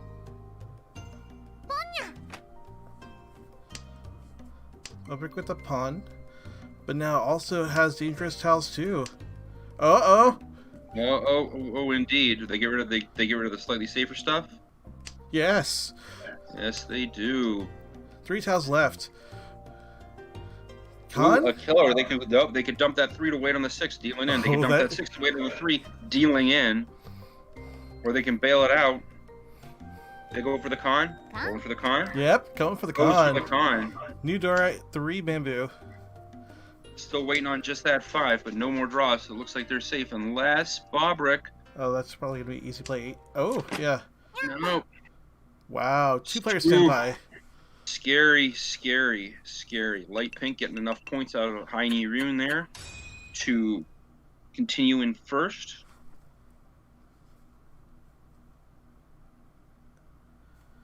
There's a new hand. We're now East 3, 2 counters. Yep, 4 quick pairs per wave. Calls them right away, going for that dash. LPY sitting on 1 Dora, some off-brand wins. Hyrule up there. Same wins. That's a Mochi. Learned that term the other day, where 2 different players have the same pair. So if they're waiting on it, they're both dead in the water. Bobrick with 2 Dora and 3 pairs. But what are they going to do with it? Yeah, a lot of wins and dragons over there. And that situation there where you get 1 of each dragons, like, what do you do? What do you discard? You just hold it for another turn? Well, I've raised 13 from Kokuchi, so let's see what happens. All right. Over the 7 pin, is it going to connect? Yeah, of course. Yep. So 4 pairs Dump over that there. 3 right away. Wave does have a turn to an outside hand if they need it.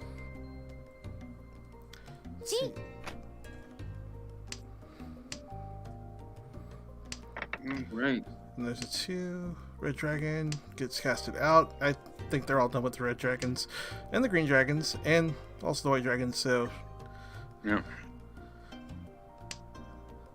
There's a 7. All right, they keep that. They keep that. Yep, they keep that 7. Now they got a chance to go to an outside hand if they want to call it for something a little lighter. Yeah, so a lot of options there, outside or just rush toy. Yep, LPY Tarnio, all day, every day. Goes for a quick callable hand. Like every day I'm Tanyaoing. That works. Yep. Let's see. What's going on here? Passes the east and still having 4 pairs there. Ryun, that's seat win to Heini Ryun.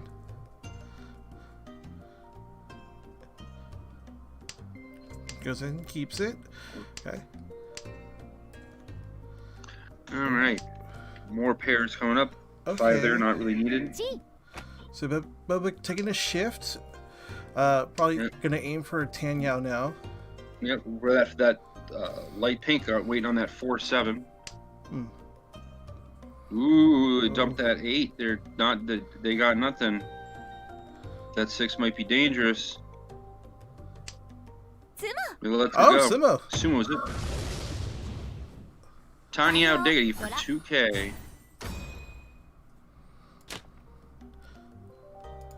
Next up, LPY is dealer. All sorts of honor tiles and a 6-7-8. Maybe they can draw on a door and up that hand. Heini Ryun there with that slow 1-2 pin and drawing an off dragon, but otherwise pretty connected. Bobrick up top with 5 tiles to a mixed triple sequence and a couple dragons to burn. And Wave with 1-2 pairs and not a lot else. Let's see where they take it. 5, 6. Wave got 5 honors, or 6, 7 honors and terminals, but of course they're getting shifted out right away. Yep. For folks at home, Light Big Yoshi is 4,400, or it's 4,400 points high for the win right now. Versus, you can take an entire tournament to build up a lead. You can burn it in one hand. You can burn it in one game. Oh yes, I experienced that myself. They keep those 2 pairs next to each other, those 7s and 8s. They could either call them out or draw 6 and 9s to get together. They're inside weight, dumping those honors. Nothing comes out faster than honors when you're trying to get tempi. Trips up the 8s. That 3 is going to be a rough draw, but if those 3s are going to be rough draws, but if they get one of them, they can go for the other. For Reach Dora. Okay. That 6 there might help them out much later. That 6 makes people think that Suji or sequence or 3-step sequence of the 3 is going to be safe, which will deal right in. Feeds that door tile there. Yeah, but with 2 of them 3s out, it's going to be real hard for them. 2 of them 3 pins out, it's going to be real hard to draw that 3rd one. See, White Dragon. That's definitely going to be a safe move there.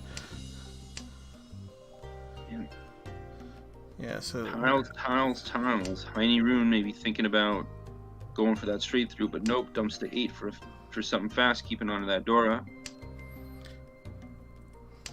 Nope, takes out 6. Comes out too fast. 8 just as well. Wave with the 9, probably not going to connect it there. Real help. Yeah. Tile to tile here. Another Tanyao pair for Heini Ryun. Pairs up them 2s. 8 comes out. They're 1 away. Ooh, that could be Fills in that sequence. Sanamko chance over there by Wave. Yeah. Thinking about it. Thinking. Yeah, that 3 looks pretty safe. Boom, 1-3 to go for Bobrick. Maybe instantly just gets rid of that. Probably looking to trip up something there and wait on the Dora. 8's that pair. 7 sticks it. Goes for the fast, either calling those 2s or those 6s to tempi, or going either way on the sequences. Ooh. Just to pass that deal and push it back. Is Wave going to call the reach here? Well, it's 2 trips, but that reach is just reach.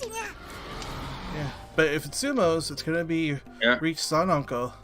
Yep. All 4 8-pins are out, so those 9s aren't going to flip to Uradora. And all 4 3s are out, so those 4s aren't going to flip to Uradora either. So pretty scary. Oh, I see the way. That 6 deals in for that Tanyo. That they don't go for it. Goes for that Khan. Oh, 1 off. Flips Dora for Bobrick. Misses it by that much. Out it comes, reaching to get that second Ura. Oh, that's very sneaky. Unlike Yoshi, wait on the new Dora 6-pin. Yeah, little they know there's only 1 left, but even though there's 1 left, it could show up. There's 11 tiles to come and 14 tiles hiding. Yeah. So much Dora. What do? That 4's 3 away from that 7, but those 1s aren't necessarily safe. It's pretty scary.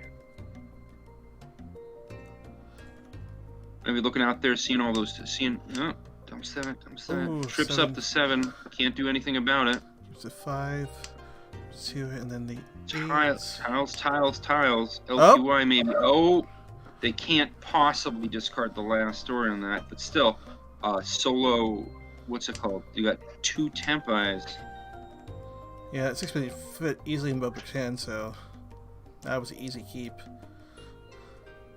All right.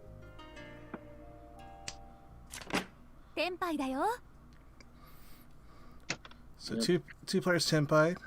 Yep, 2,000 point swing. Yeah, Come back to light pink Yoshi with a 6 to a mixed triple sequence. And those 6-7s looking pretty good. Heine Rune there, sitting with a standalone Dora and a whole bunch of tiles towards the straight through. Bobrick with lots of internal tiles and some sticky sequences. And Wave with a couple things already completed and just a 9-8 to slow him down.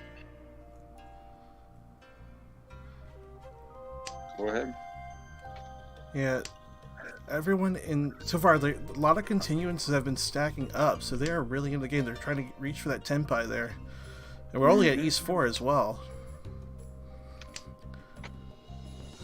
Heine Ryun picks up the Dora, fits well with the 5s. Yep, pitches out that 4. Tiles are pretty much improving the hands at the moment. Bobrick picking up 3 so. Ooh. Now Wave's got a hidden triplet, a 3-pin. Might be shifting towards Ganya, or it might be an easy reach there.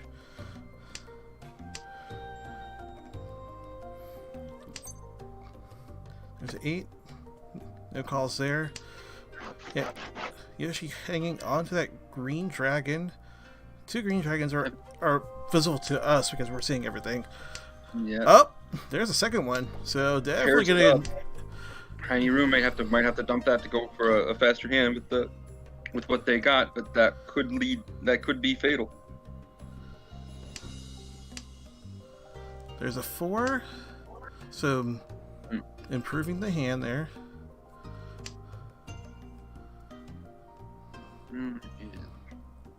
Bobrick probably shifting towards Tanya at this point. A 1-pin might mess it up a little bit, but it does show Tanya, possibly Pinfu as well.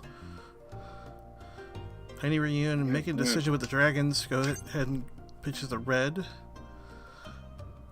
Wave's got the 3 so. And very flexible hand. Does it actually? Yeah. Dominant in. Oh, there it is. Tags it for 2K. And now we go to South. Up 3. Down 3. LPY 3.4 still in the green here. And let's see here, we got 50, 59. Bobrick getting pretty close to switching places with some people here. Current hand at the moment, Heine Ryun 4 pairs. Bobrick. Need some time to build up the hand. Got some good connections there. Wave 3, 4 honors and terminals. But also, closing in on first. And Yoshi. This is gonna probably dive down the simples. Only have the 2 9-pins left. Anyway. And then Boba catches the 3. Yep. Everybody's game there. That 5 doesn't look like it's going to fit for very much longer. Wave with some callable dragons. LPY sticks that 6, 7, 8. Decides to forego some pairs to stretch them sequences. Already one away from Tempai. Not waiting on much, but not much is enough. Yeah. Think about them pairs. Think about that 5, 7. Sticks it in there. Good. And it's a good flexible block there too with the 7, 7, 8. You can complete with the 6, 9 or another 7. Move that hand forward. Yep. Perfect with the 2, debating if that's going to be something to connect with the 1s. Oh, actually makes a Penchon wait. Penchon meaning that you have this 1, 2 formation and you're waiting on a 3, or you can be having an 8, 9 waiting on a 7. Well, I was about to say, it takes a little bit longer to complete, but that didn't take too long for Bobrick. Gets that 1, 2, 3 sequence in, and maybe a chance for Senshoku. True that. And he's willing to walk that up, but no, not yet. Upset 1, 2, only waiting on a single 3 or a 6 now. Yeah, Heine Rion with an interesting formation here. That stretch of 4 tiles. Bobrick reaches, waiting on a single white dragon with 1 out. Unless somebody's got the pair, that's more likely to go. But he's got that pocket Yago High dump store immediately. Ooh, Tempai on the 2-5 for a reach pin, but who knows?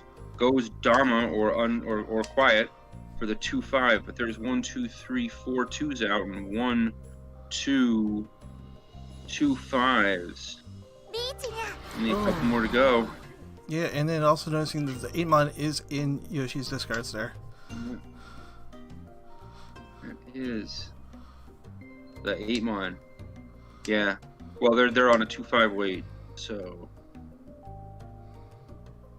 Whereas Wave's on a single 6. Okay, Yoshi decides to defend. Yeah.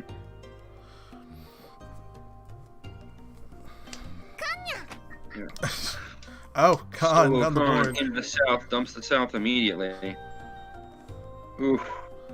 Good hands when you don't need them. Yeah, what does Heine Rion discard here? Everything's dangerous. Ooh. Dumps that. Except dumps that with that 6 Wave. Oh. Sumos. Actually pretty good for a light pink Yoshi. Sumo. Red Dragon Ura. Tons of foo. Don't matter though. Mongon's a Mongon. Actually giving 2,000 points to overall to light Yoshi because Heine Rion was dealer at the time. So that puts Wave in the lead. We're now in South 2. Dora 8 character. And Bober's got a spot for it there. But starts off by discarding the West. 3 here, yeah. Wave's got some good formations. Some Ramen weights here, or 2 sided weights where you can wait on either end. Yoshi has a hidden pair of Red Dragon. That's good to push forward. Oh, and even some more flexibility. And Heine Rion 2 Dora at the moment. Definitely pushable here. Yep. MPY defending their winning 4th place. What an interesting way to look at the game. Let's see. Heine Rion drops east. Yep. Hope it doesn't make the call there. No calls. Light pink hitting close. And you're with those Dora. Wonder if they're going to dump all that, go for some Tanya. You got a call. Using that Pocket Yakuhai, the Red Dragons, to move along. Oh, wow. Already waiting on just that 5. Yoshi. LPY is now 10 pi on 5 mon.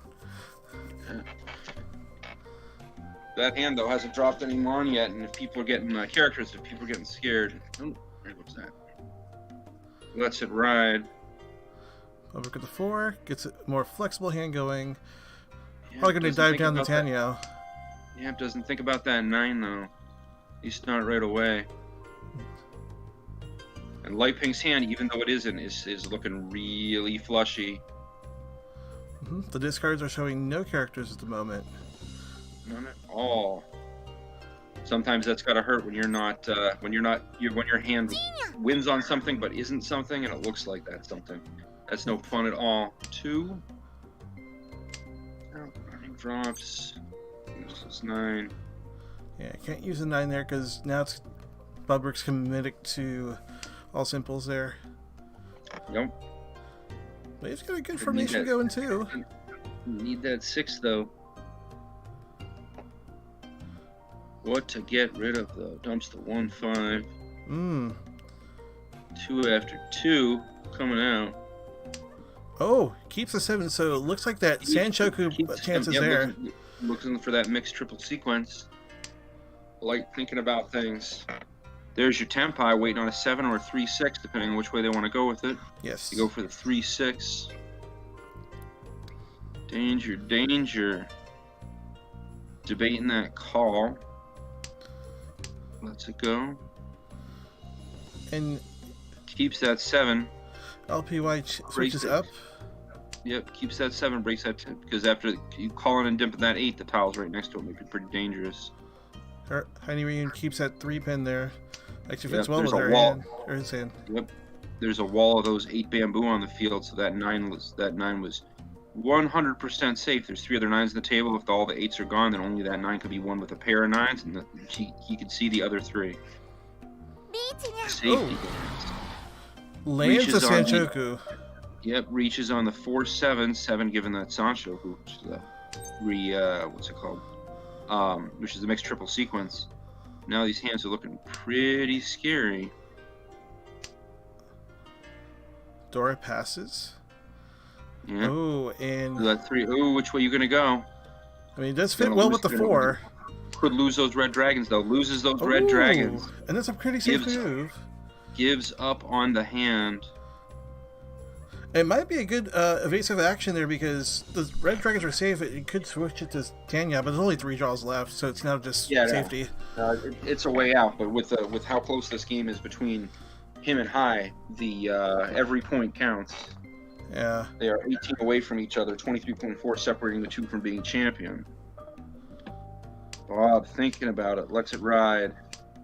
3 straight dragons. 2-10, 2-2, no 10. However, the points leaders lose the same number of points. South 2. East again. All sorts of pins, including the Dora. With them, well, that 4-5 is pretty cool. Wave over here with a pocket trip, a south towards a double south, and yet another character tile. Light pink with a number of connected suits, but a number of standalone honor tiles. Heini Rune with a trip as well, and a pair, a pretty fast hand, actually, if they can draw that 3 right there. This game, man. This game, only 3, up to 3, there's little as 3 hands left to determine who's the winner here. Yeah, Wave's hand is looking pretty flexible, all simples. And you can probably just go ahead and sneak out. If he gets a Tenpai, just go ahead and Dama because they're that close. Yep, there are 2 games going on this table. Wave and Bobrick fighting for 3rd and 4th, and LPY and High fighting for 1st and 2nd. Seems a little backwards, but in reality, with the series as it goes, yeah. Yeah, top 2 players fighting for the bottom 2 spots, bottom 2 players fighting for the top 2 slots. Wave with that huge 1, 3, 4 character weight. Wave is watching over the discards. Doing the setup. Bobrick thinking about calling that, going for that half flush, but doing so is gonna ruin their day. 1, 3, 4. However, a lot of that's taken up by other people's hands. All right. Those ones being held in High's hand, Wave does not know, and that's got to be a real pain. They're gonna get pretty frustrated seeing stuff not come out. Then again, that the the collection of ones here makes that hand a little bit flexible. Like it could be, 1, 2, 3 in the pair, or if the 4 comes in, or the last one. Yeah. It'll set Bob two melts. Dumping them 2s. Thought they might be going for the straight through there, but doesn't look like it. Another thing for people watching here, by the way, Wave, if Wave draws a 2, not that they can because of high asset, they would not be able to con because it changes their weight. If they con, they'd be waiting on a single 3 characters. Right now they're waiting on a 1, 3, 4. And if it changes your weight, you can't call it. Bobrick, option.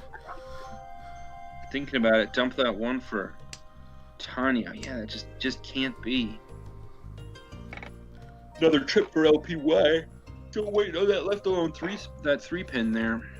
And running out of safe tiles. That 2 is quote unquote Suji. Those 3s work now. Suma's the 4 for the Tanya side. Rizumo time. 10. 5,200. 13 from each of the top 2 and 26 from the dealer. Yet another hand with 8,000 points exactly between Heine Rune and Light Pink Yoshi. Wave coming into South 3 here. Bunch of central tiles and 4 leftover honors. 3, 4, 5 that are pretty helpful. Light Pink Yoshi with 1, 2, 3, 4, 5, 6, 7 honors, but decides to start getting rid of them right away. Heine Rune there with a whole bunch of sticky tiles. They got a super fast. They got a super fast whatever they want over there. Bobrick with 1, 2, 4, 6, 8, 6 tiles towards the straight through and a couple pairs. Pretty fast hand. They managed to draw, and they got an Ipeco, pure double sequence chance, as well as a straight through. Go ahead.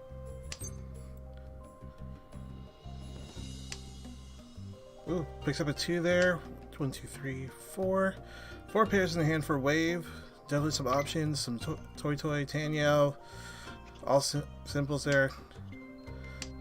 As Wave steps out of the shadow of Bobrick with that 10,400 point lead, they start walking up to Heine Rune and Light Pink Yoshi. They are 69 points away from Heine Rune, but that with the UMA the way it is, the placement bonus the way it is, if they're 30,000 points above, which they are within range to take that position. Bobrick now has a chance to go Tenpai here. Yeah. Does, sitting on that 6-9, no what's it called? No Yaku. No Yaku, so they can't win on it, but they can still sumo. They might be waiting to see what they draw. Ipeco for Wave goes quiet on it. Instead going for that 7 pairs, waiting on the 6. Maybe. That's a minefield waiting to happen. Tanya 7 pairs. Oh, Nano Des indeed. Oh, goes Tenpai on that Toy. Or those all triplets. Heine Rune there. He'll be using it to pull away. And Sumo there would be pretty powerful. Oh no! Rania indeed. That's Ryan Peiko. Oh, Ryan Peiko. Reach Tan Ryan. Oh wow, they lose to Ryan Peiko. Ryan 12,000, 24,000 point swing towards LPY. And LPY going super negative. Or once 8,000, or what's it called? Once 8,000 points away. Now, woof, 20,000. Right? Math is hard, everybody. 19, 20, yeah, exactly 20,000 points away, which puts them 35 away, so 13 away from winning. Oh man! Meanwhile, Wave sitting at currently plus 27.5, which is 42.5 up. Let's do some quick figuring here. As the way the hand stands now, Light is minus 36, 51.3. Heine Rune is minus 17, 16.3, minus 21.3. Call this hand while I write this out. It's good. Alright, so Wave now trying to keep that dominating momentum going. Looks like about to forge a full straight in the dots. Like Yoshi has a pair of white dragons here in hopes to get that quick call to shift the dealership and start his reign of terror. Heine Rune has a chance for Senshoku right now. He's got 1, 2, 3 cemented there in the characters. Just needs to pick up a 1 pin and a 3 bamboo. And it could also go Chanta if the right pairs come up. Bobrick chilling out with all simples at the moment. 5, 6, 7 there. 6, 6, 5, 4. So there's a chance for Ibeko, the double run. So it's looking pretty good. Everyone's chilling here. Ooh. Oh, Spicy. As of right now, Wave is in first place by 900 points. 900 points. 900 points with a currently plus 42.5 with their nice 10.2 points with 32.3. Light dropping 51.3 points into 25. And Heine Rune 52.7 minus 21.3 right now puts them at 31.4. Once again, only 900 points separates the top 2 people, but the top 2 people have changed. Oh my goodness. Oh my gosh, Wave coming from behind. Here, thank you, Jay. Props to Jay. Shouting out to the less knowledgeable caster of myself here. Here we were saying it's 2 different games when it was 1 game the whole time. Ah, Thanks, Jay. it's all come together. Yeah. You know what, Jay, you on? I got some paperwork to do here. You want to bring us home? Jump Sure, on in, alright. man. Come on in. Alrighty, yeah. So we have an exciting one. The scoreline has almost completely flipped. LPY here, basically being negative enough to not put him into the first 2 spots. He is not out of the race. He does have the Southport dealership, but man, he has to put some effort in. He's got to win something here. And interesting there, he switches up, getting rid of the white dragon there. So probably going simple, Pinfu, grab some Dora, try to get some points back. Oh! Maybe even like a 2, 3, 4 mixed triple sequences. 10 pi here for Wave, waiting on the edge 3 pin wait for a pure straight only, but yeesh, another deadly Dharma. However, all the weights are eaten up. 2 pin draw. Oh! LPY's hand is coming together. And Honeyrean calls in that Chi. Maybe a shift to... probably pushing for that Sanchoku, the 1, 2, 3 mixed triple chow. Yep. It was gonna be a bit awkward trying to get that 1 pin, at least from their perspective, because they're gonna hope that they don't draw the 4 pin beforehand. But yes. They do see the 1 pin in LPY's discards, so I presume that they will assume if LPY draws the 1 pin, they will just discard it immediately. Yeah, and Bobic... Oh! Chase and reach! So Riichi here from Bobrick, waiting for the 3... Oh wait, sorry. I have to tilt my head a bit. 4-7 pin. Immediate chase Riichi from Wave, figuring that if Bobrick is going to be cutting every tile, they might just cut the 3 pin. Unfortunately for Wave, they don't know that. Oh my god, Heinryu. Whoa! Heinryu did Chi to get into Tenpai and does manage to draw the side that gives them Yaku. And with the 2 Riichi 6 in the middle, this is a massive win for them. Mixed triple sequences in the 1, 2, 3 plus 1 Dora gives them a lot of points relative to this position, and we are entering a really, really wild South 4. And what cannot be understated is the fact that have these players calculated their scoreline this exact? Because often you get to a point in these finals where you think very broadly, like if you imagine at the start of the Hanchan, start of the game, people were just like, Heinryu was just like, oh, I need to be 1 place above Light Pink Yoshi, 2 places above Light Pink Yoshi with this score mine. But then with Wave's interjection of his very high score, does Heinryu know that he only needs a win here to pull out the first place? Seems like you have to keep notes every time. Like, I've been in top 4 positions before, and yeah, you got to keep on it. Yeah, absolutely. We see an early temper here for Heinryu. Waiting for the inside 6 pin wait.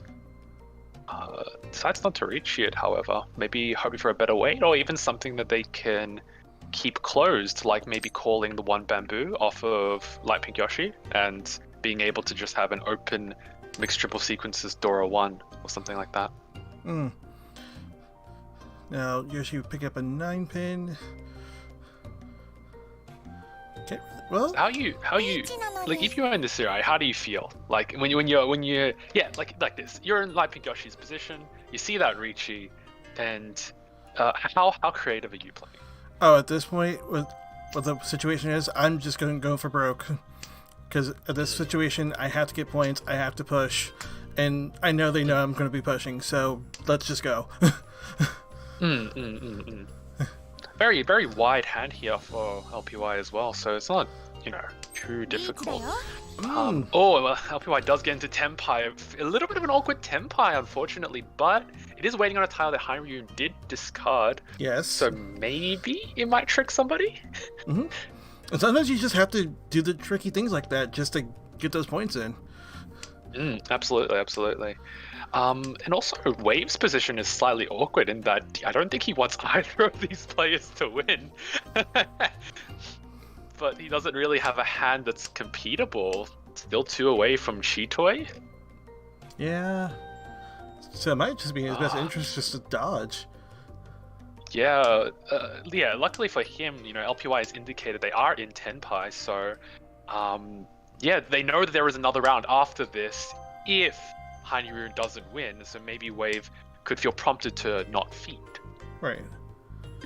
Just as a quick interjection here, plus LPY sumos that Dora, they could be in first place, but they have to keep playing, according to the rules of this. And not be first place in the tournament, too. They have to find a way to get rid of this dealership but remain the winner. So, I'm getting a quick update from Crow. Thank you, Crow. That the LPY isn't actually as far as I thought he was. So LPY's current score is Oh! What is that? Oh, nice! He does get the Dora and no Ura, unfortunately, but a 2,000 points all is really going to bring him right up to the margin at the very least. And he's out of the hole. So as of definitely out of the hole. So as of the last round, it seemed like LPY was on 29.85, Hyrule was on 36.45, Wave was on 37.38, and Bob was on 2.88. So first by 1.3. Yes. Now, what does that put LPY in first?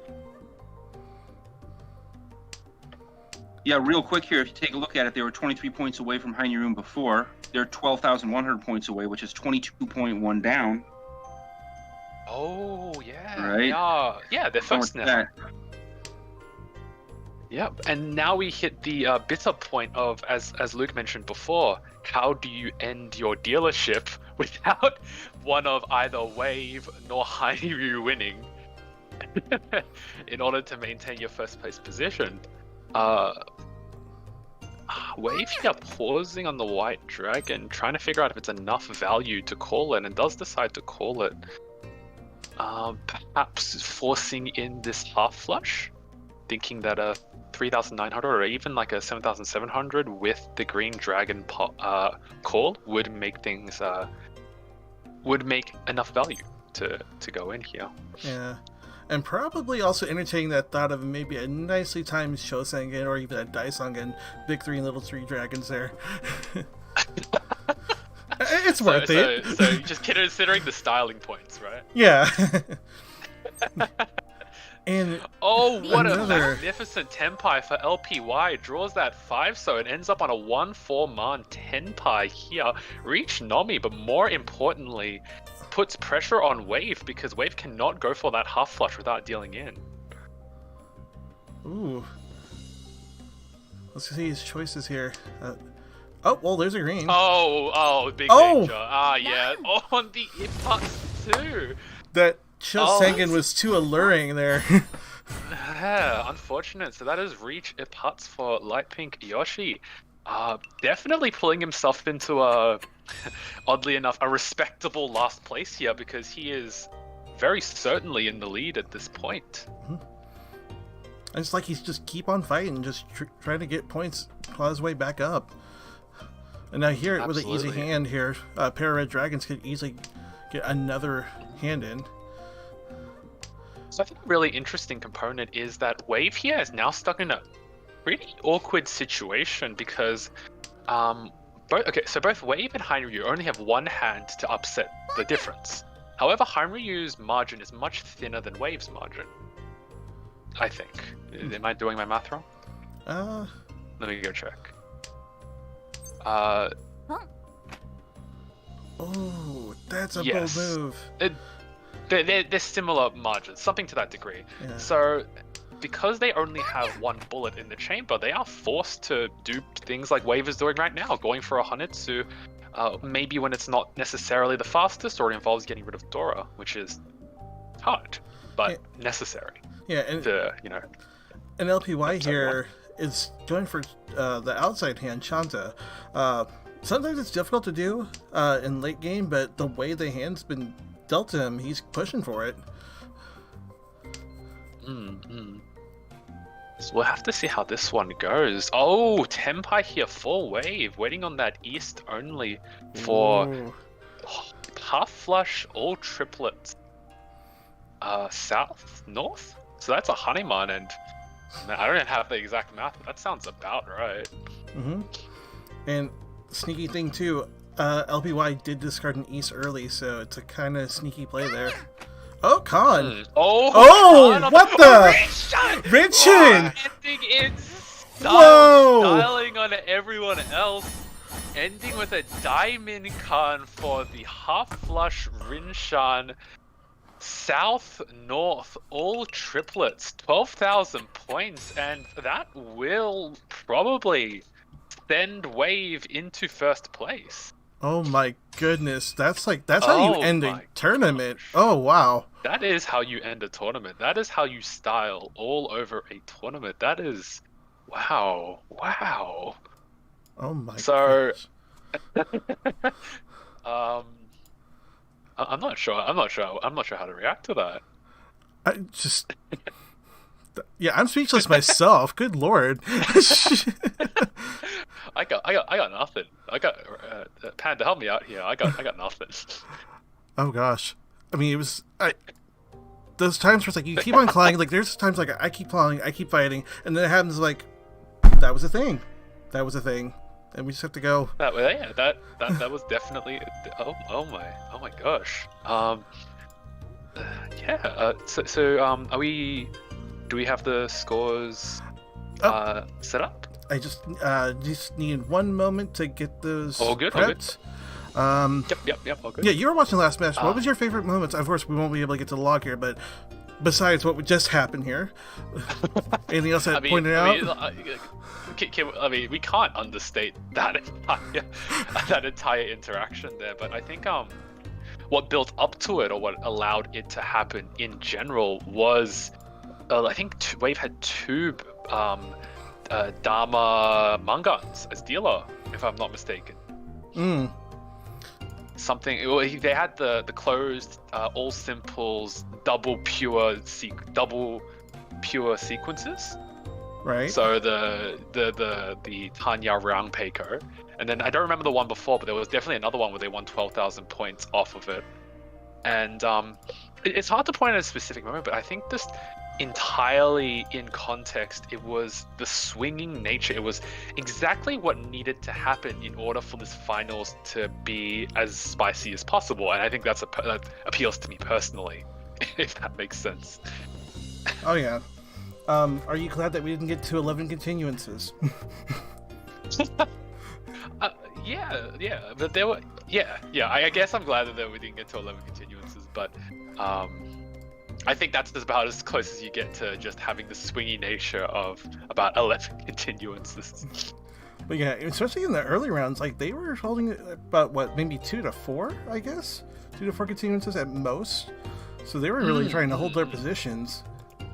But there were a lot of like big hands. They weren't just 1,000 points, 1,500 or something like that. A lot of Honitsu, half flush pushes, which got rewarded as you saw there. And unfortunately for LPY, dealing into a lot of just unfortunate dharmas, like really, really unfortunate dharmas. So not much to be done there. But overall, very, very stellar play from Wave. Definitely played their position very, very well. Knew exactly what they wanted. Just hard drove for it. So a lot of props to Wave. Yeah. All right, so you ready to see the final results? Wait. Need a moment? No, wait, did you not hear that? I'm trying to drum roll on my table, but I don't think it's loud enough. Oh gosh. All right. Well, everyone pretend that you're hearing drum rolls. Yep. And 3, 2, 1. And it's gonna be Wave in first place. wow. Congratulations to Wave. That last Hanemon Sumo very much did it for him. Oh, yeah. That's how you end the tournament. Just Rinshin Kaiho, and just own it. Oh my goodness. I think that a Hanemon Sumo was also necessary in that position. If we imagine for a second that we reverse the scores, if Wave Mangan Sumo'd, they would be shy about 2 points, I think, of first place. Yeah. And if they only Mangan Rond off of Light Pink Yoshi, I believe Heine Ryu would be ahead by like less than a point almost. Oh wait, no, they might be ahead by a point. The math is very close. The Hanemon Sumo definitely was very, very important there, to say the least. Oh, definitely. And let's see here. Hoping to see if we can get Wave on the line. Absolutely. Yeah, and there he is. All right, and believe Crow, are you there? Yes, I am. Matter of fact. All right, and you're gonna be doing the interview. Absolutely, Wave. Let me be the first one to welcome you to the channel, and congratulations on a huge win here right at the end of the Catfood Bowl. Hey, thank you. So we had just a couple quick questions. We really want to get inside the mind of a tournament winner. First of all, just how are you feeling right now about this, huge win that you just had? Pretty shocked. Through the tourney so far, I had been calculating all the points, and then after the second game in this round, I thought it was over for me. So I actually didn't calculate the points going into game 3. So I didn't know what I needed, and I was just trying to, after things started going well, I was just like, need to get more points. I don't know how much is enough. Oh, absolutely. Here in the booth, we were thinking just about the same thing, honestly. We're calculating the points between the first two front runners, then all of a sudden you started winning hand after hand after hand and climbing up there. So really a huge win there. What would you say the key was to your victory? Like what special mindset or special strategy did you have through the tournament that worked out for you? Probably the key was that I had nothing to lose. I didn't think I was going to win, but I knew if I needed to win, I needed huge hands. So I was just sort of fighting for Dora at every chance. Oh, absolutely. Understanding your position and understanding when you need those big hands is one of the key parts of Mahjong. So excellent job, identifying that and really just making it happen. So with that, do you have any parting words for your fans watching right now? I'm so sorry I passed a win in game 1, especially now that it came to this. I was trying to target Yoshi because he was so far ahead. In case anyone is confused what was going on there, it definitely didn't work out. Hey, sometimes that happens in Mahjong. You have to take risks. Sometimes they work out like they did at the end there, and sometimes they don't. So, Wave, thank you very much, and once again, congratulations on your win. Thank you. All right, and with that, I'll send it right back to you guys. Panda, Luke, Jay, it's all you. All right. Yeah, I was wondering about that play earlier. I'm like, oh, is he actually going for like Pink Yoshi? But yeah, we have our answers. We have it here. So that concludes the Catfood Bowl 2020. Luke, you have anything you want to say before we go out? Oh yeah, and with that brings the 2020 Mahjong Soul Catfood Bowl Minor #Stay Home to a close. We here at RiichiOut want to thank everyone that made this possible. First off, our champion Wave. Let's hear some cheer in the chat. All right. We got our streamers Crow, P.O. Tips, Jay, Thursday, Zell, Mort, and Moku. Konada Akemi, Michael McLeod, and Korak on Vids. Moderators Taylor, Juliet, and Henry. Assistants Everett, Molly, Chris, Ryan, Christian, Constantine, and Hanley. Special big thanks to Emma and Nano, Catfood Studio, and Yostar for making all this possible. And to all you Janshi watching, I hope you had as much fun watching as we did working. After all this, watch to the end of the credits, see if we don't have something a little extra for you. Lastly, a big shout out to the hundreds of players and dozens of clubs worldwide in RiichiOut at RiichiOut.com. Come on and join us. We're a whole lot of fun. Mahjong together. Luke out.